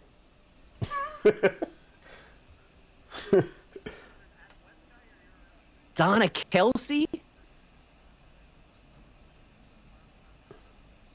Damn. I thought Ice Spice is in the new movie. I thought you'd watch it for Ice Spice. Big guy. Big guy. That's the song. You guys, I got this one, SpongeBob. Ever watch that one? That was a good show. Yes. Well, not about a few weeks ago, about the 2 original SquarePants. I watched. No, I don't. Not the movie. No. Watching. I sincerely hope we're about not movie like 7 years deceasing old. a bunch of people that actually are alive. Or unaliving them. Even Yeah, though they are alive. there's levels to this. Manny and Classic Bogusch movies. rocking with me. For It's the like tail Batman. End of this You're either what was the reunion. name of the first That guy? we know. Adam That West. one we can't confirm. Adam West. Adam West is Bill's dad. I'm trying to think what else we got. I don't know. So anything? You're either an anything Adam West happening or Christian interesting? Bale. You guys That's how it is with Batman, post right? So that's how I ISN am with I'm life an OG SpongeBob. since I last spoke not to the y'all. SpongeBob. And Manny. Has it been cool for you? I don't think it's been cool for you, Bogusch. I don't think you've liked I like right? that your reason is to act as if people were making a tune of SpongeBob, and that's the movement. The original created SpongeBob passed, so that's why I'm boycotting. That's the new interesting. Okay. Yeah.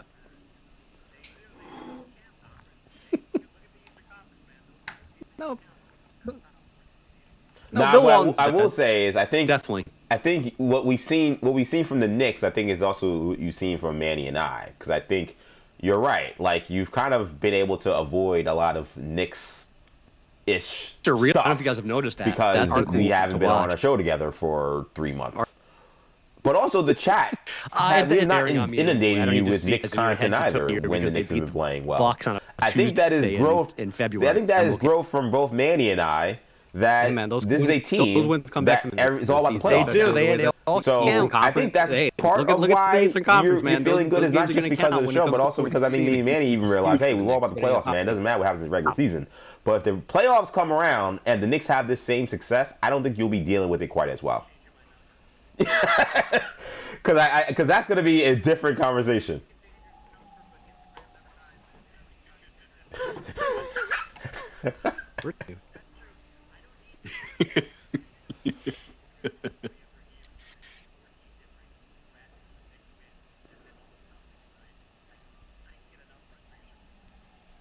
Yeah. I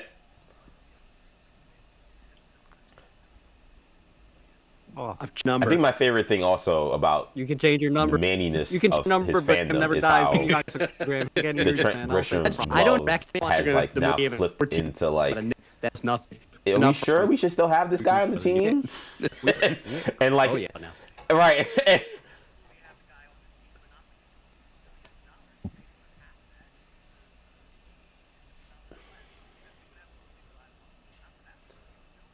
But I'm also watching Spencer Jones hit like 430-foot bombs, and being not for $22 right, million. and then being like, well, Usually how they have the guy how on do you the actually team, but not for get $22. time Maybe for half him of to that, play maybe if for, you know, got $10 Trent million Grisham out there less, playing but the yeah, outfield, and I'm still have him on the wondering team, and not for if that much a money. Are you turn joking? on Trent Grisham is imminent for Manny. I feel like it's coming around the corner. Because I know how much you love seeing tanks. You're seeing Spencer Jones hit those tanks, and I'm wondering if you'll shave the mustache and go whatever. I guess Spencer Jones has a clean shaven, right? Will be a Spencer Jones look moving forward.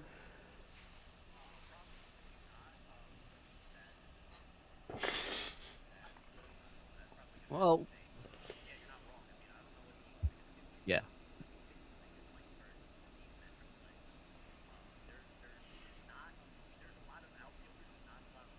Probably not. Because Ash is Manny. Manny is this though. I'm probably gonna have to. Yeah, you're not. I don't know what you're gonna do with field. I mean, Jason might start season at AAA.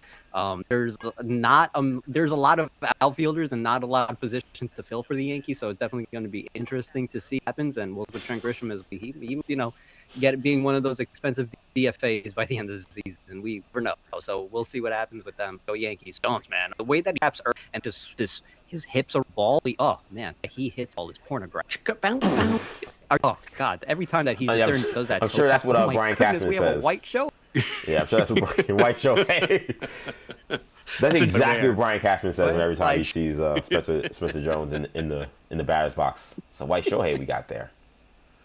I got you guys both here, by the way. So I've told both of you guys that you both said Giants playoffs. Is this still what we're looking at here? I'm stunned that there's still this optimism. I don't quite get it. You want to go first, folks? Yeah, I think with they can playoff contention in December. I feel like that's me being very kind. I think their biggest problem is that there's too many better teams than them in the NFC. Not be a spot for them to take. But I think that they're going to be a legitimate team. They're not going to be 2-14. I think they're first time in a long time, like almost the entire season will be important games. Like so many games were just dead games, didn't matter, needed them to lose. I think that they are going to hold our attention for the entirety of the regular season. Or, to week 15, week 16. And that's really all you can ask for as a Giants fan, because for the most of the past years, I mean, it's just been awful football after awful football, and by the time that you get to Thanksgiving, you'd no longer care because there's no point in watching the game. I mean, let's just be in the graphic in December. Yeah, give me that in the hunt graphic.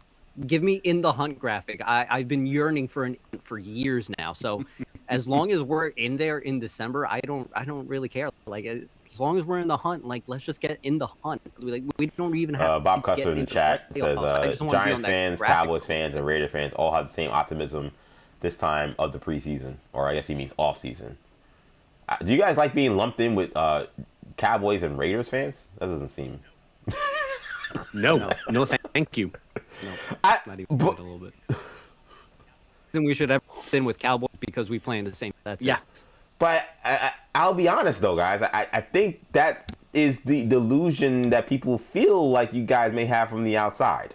I'll be honest, because I don't quite see the in the hunt stuff. I can see, but I've had you guys on. I've had Carlos Ortiz on. I'm waiting for one Giant fan to be like, hey, we probably won't make the playoffs next year, but that'll be okay. And we might not even have a winning season. But I haven't found one person like that yet. And I guess it's because you guys threw away all those games where it was so close. I know, but I guess maybe I'm like that weirdo who still thinks that you are what your record says you are, and you would have lost those games some other way if you didn't throw them away. So not with John Harbaugh, though, probably.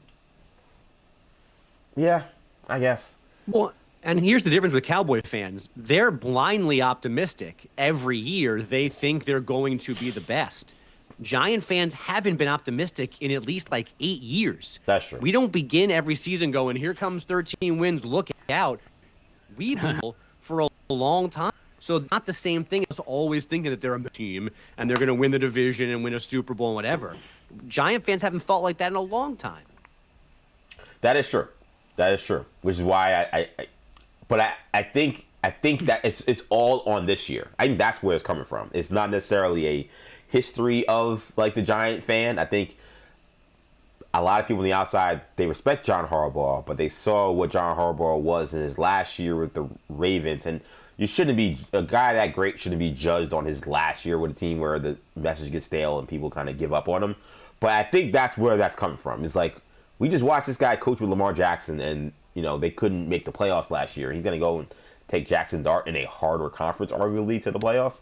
I think that's where some of the outside New York bubble people look at the Giants fans and like, wow, they're really optimistic about this team. Yeah, I don't think in the hunt is that optimistic. So I mean, have you seen the league though? You seen the league? I mean, the conference you guys are in. I mean, there's maybe 4 teams better than the Giants. Then there's probably 3 teams better than the Giants in the West. it's just a lot of teams to get in the hunt. Oh, I know. It's hard. So that I think that's where it comes from. It's this idea that like the Giants could be much improved on like in terms of how they perform week in and week out, and not have the win total jump to 8 or 9 games to be in the hunt mix. It just feels like that last wild card spot isn't always at an astronomical number. Like it was only 9 for the Packers. I'm just pulling up the schedule from this past season. The Packers got into the 9-7. I think Giants can be in the 9 wins with the and that's all I'm saying. I hear you.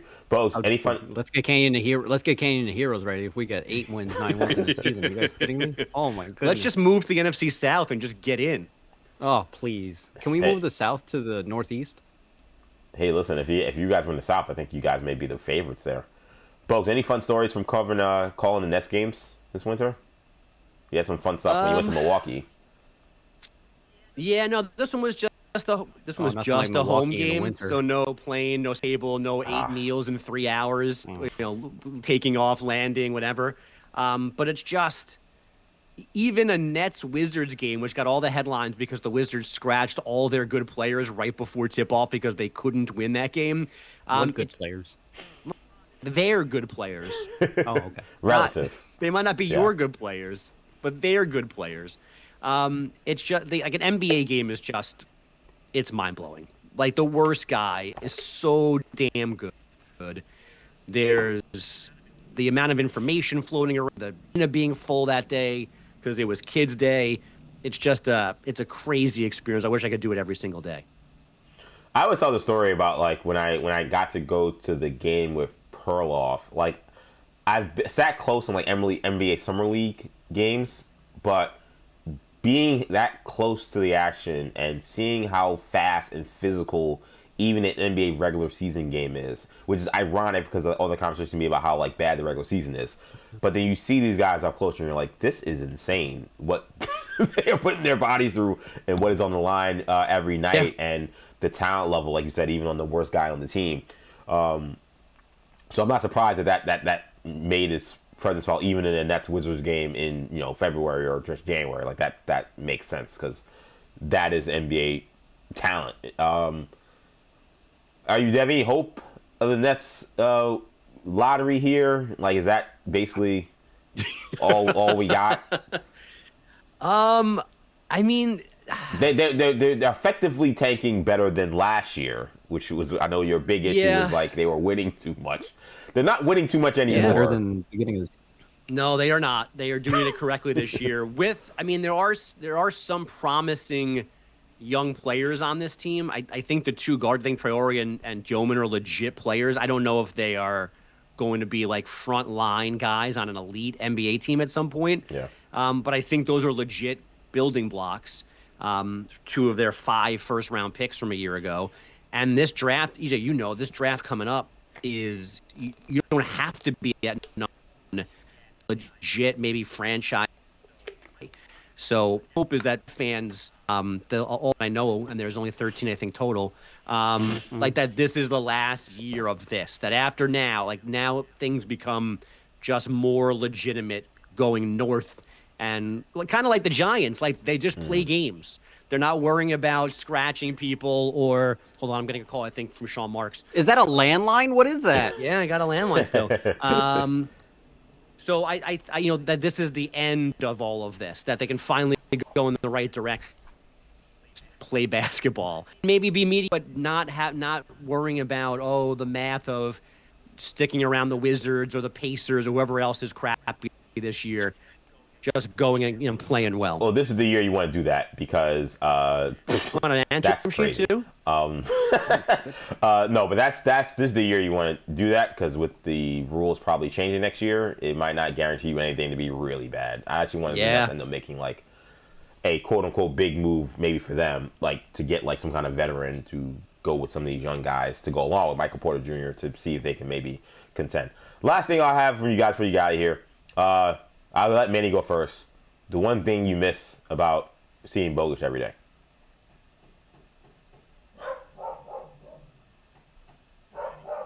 Oh, the one thing that I miss about seeing. It's too many. It's gonna be hard. I don't have anything. I'll talk to you guys later. Oh, I'm frozen again. I would probably have to. I don't know. Just kind of walking in, and you two being the first two faces that I see in the morning, like that's it was always refreshing. And immediately, say good morning, sit down, open up the coffee, open up the breakfast, and then immediately start cracking jokes. That was some of the camaraderie and the brotherhood that certainly is missed. So yeah, I'll probably go with that. Or sometimes Bogusch, helping me out with to whatnot. So appreciate you, Bogusch. Well, Manny, I love you. I miss the breakfast questions. But I particularly miss being a jerk as you guys all left, and I was still going to be there for 3 hours.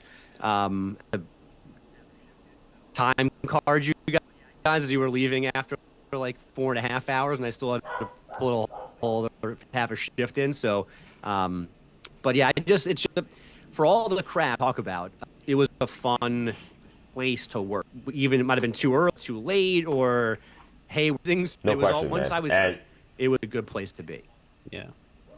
Up in the morning, but then you walk doors and you study, and you're just kind of like, I know. It ain't gonna be. And not that to try to pat myself on the back, Bogues, but there also were the days I definitely noticed where you were like, damn, you're still here? And I'm like, yeah, I'm still here. Now I'm realizing it was a selfish thing. Like, damn it, EJ is still grinding, so I can't even have that thing over him out of this show. I'm still working. Everyone else is gone. EJ is still, some reason, still here 2 hours after the show is over.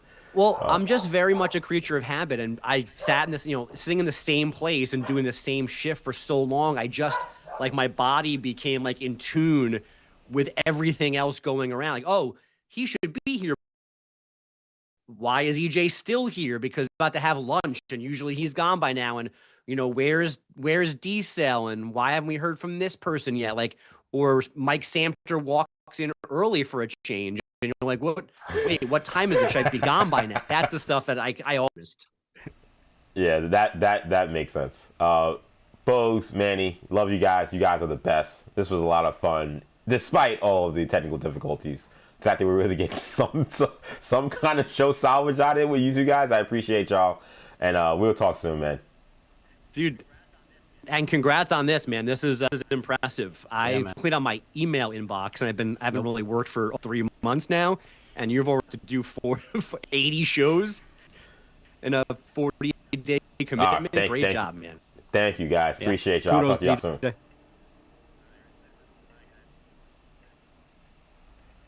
All right. They're up there, but they're frozen, obviously, because I ended the meeting. Shout out to Manny. Oh, no, don't want Manny up. There you go. And let me get my regular camera up there. Whoa, 2-shot EJ. That was crazy. Ah, man. We did it. Well, we kind of did it. Big shout out to Bogues. Big shout out to Manny. And, of course, big shout out to Maggie and Perloff. Yeah. I mean, first of all, the rest of that was really fun. I hope you guys enjoyed.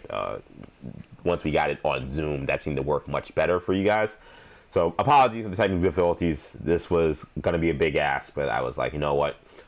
Like Babe Ruth, the famous Babe Ruth saying that Kobe Bryant said, that I'm not even sure if it's a real quote. You swing big, you miss big. I'm like, let's swing big. Let's swing big for the biggest show we could possibly do. We start the last week of 40 Days and 40 Nights. And there was no question, the biggest show I can do was to put Maggie, Perloff, Bogues, and Manny all together. Execution, purely software thing. Not much I could do. I tried my best to try every option to try to make it work. But we got enough, I think, of the feel and the vibes. The fact that we were able to get all 5 of us up there, even for 10 minutes, was a real treat. So much love to the team. Great seeing them all together. And I don't doubt that this will be the last time that we'll see all of us together. I know that at some point in time, you'll be seeing all of us together at some point. Because, it was a special team. I think it is still a special team. And it was surreal kind of seeing everybody's faces, even in the jumping in and off the call and coming back in, and then eventually seeing everybody was like, oh my god, this feels like what it was months ago. But it was a trip, man. It was a trip. It was a lot of fun.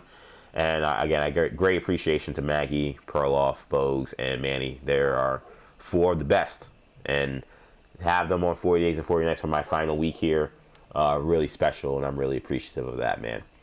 And I appreciate you guys too, because you guys know that this is not necessarily the easiest setup for me to do these live shows per day, especially to do them mostly solo, but even to bring people in and trying to do as much as I can.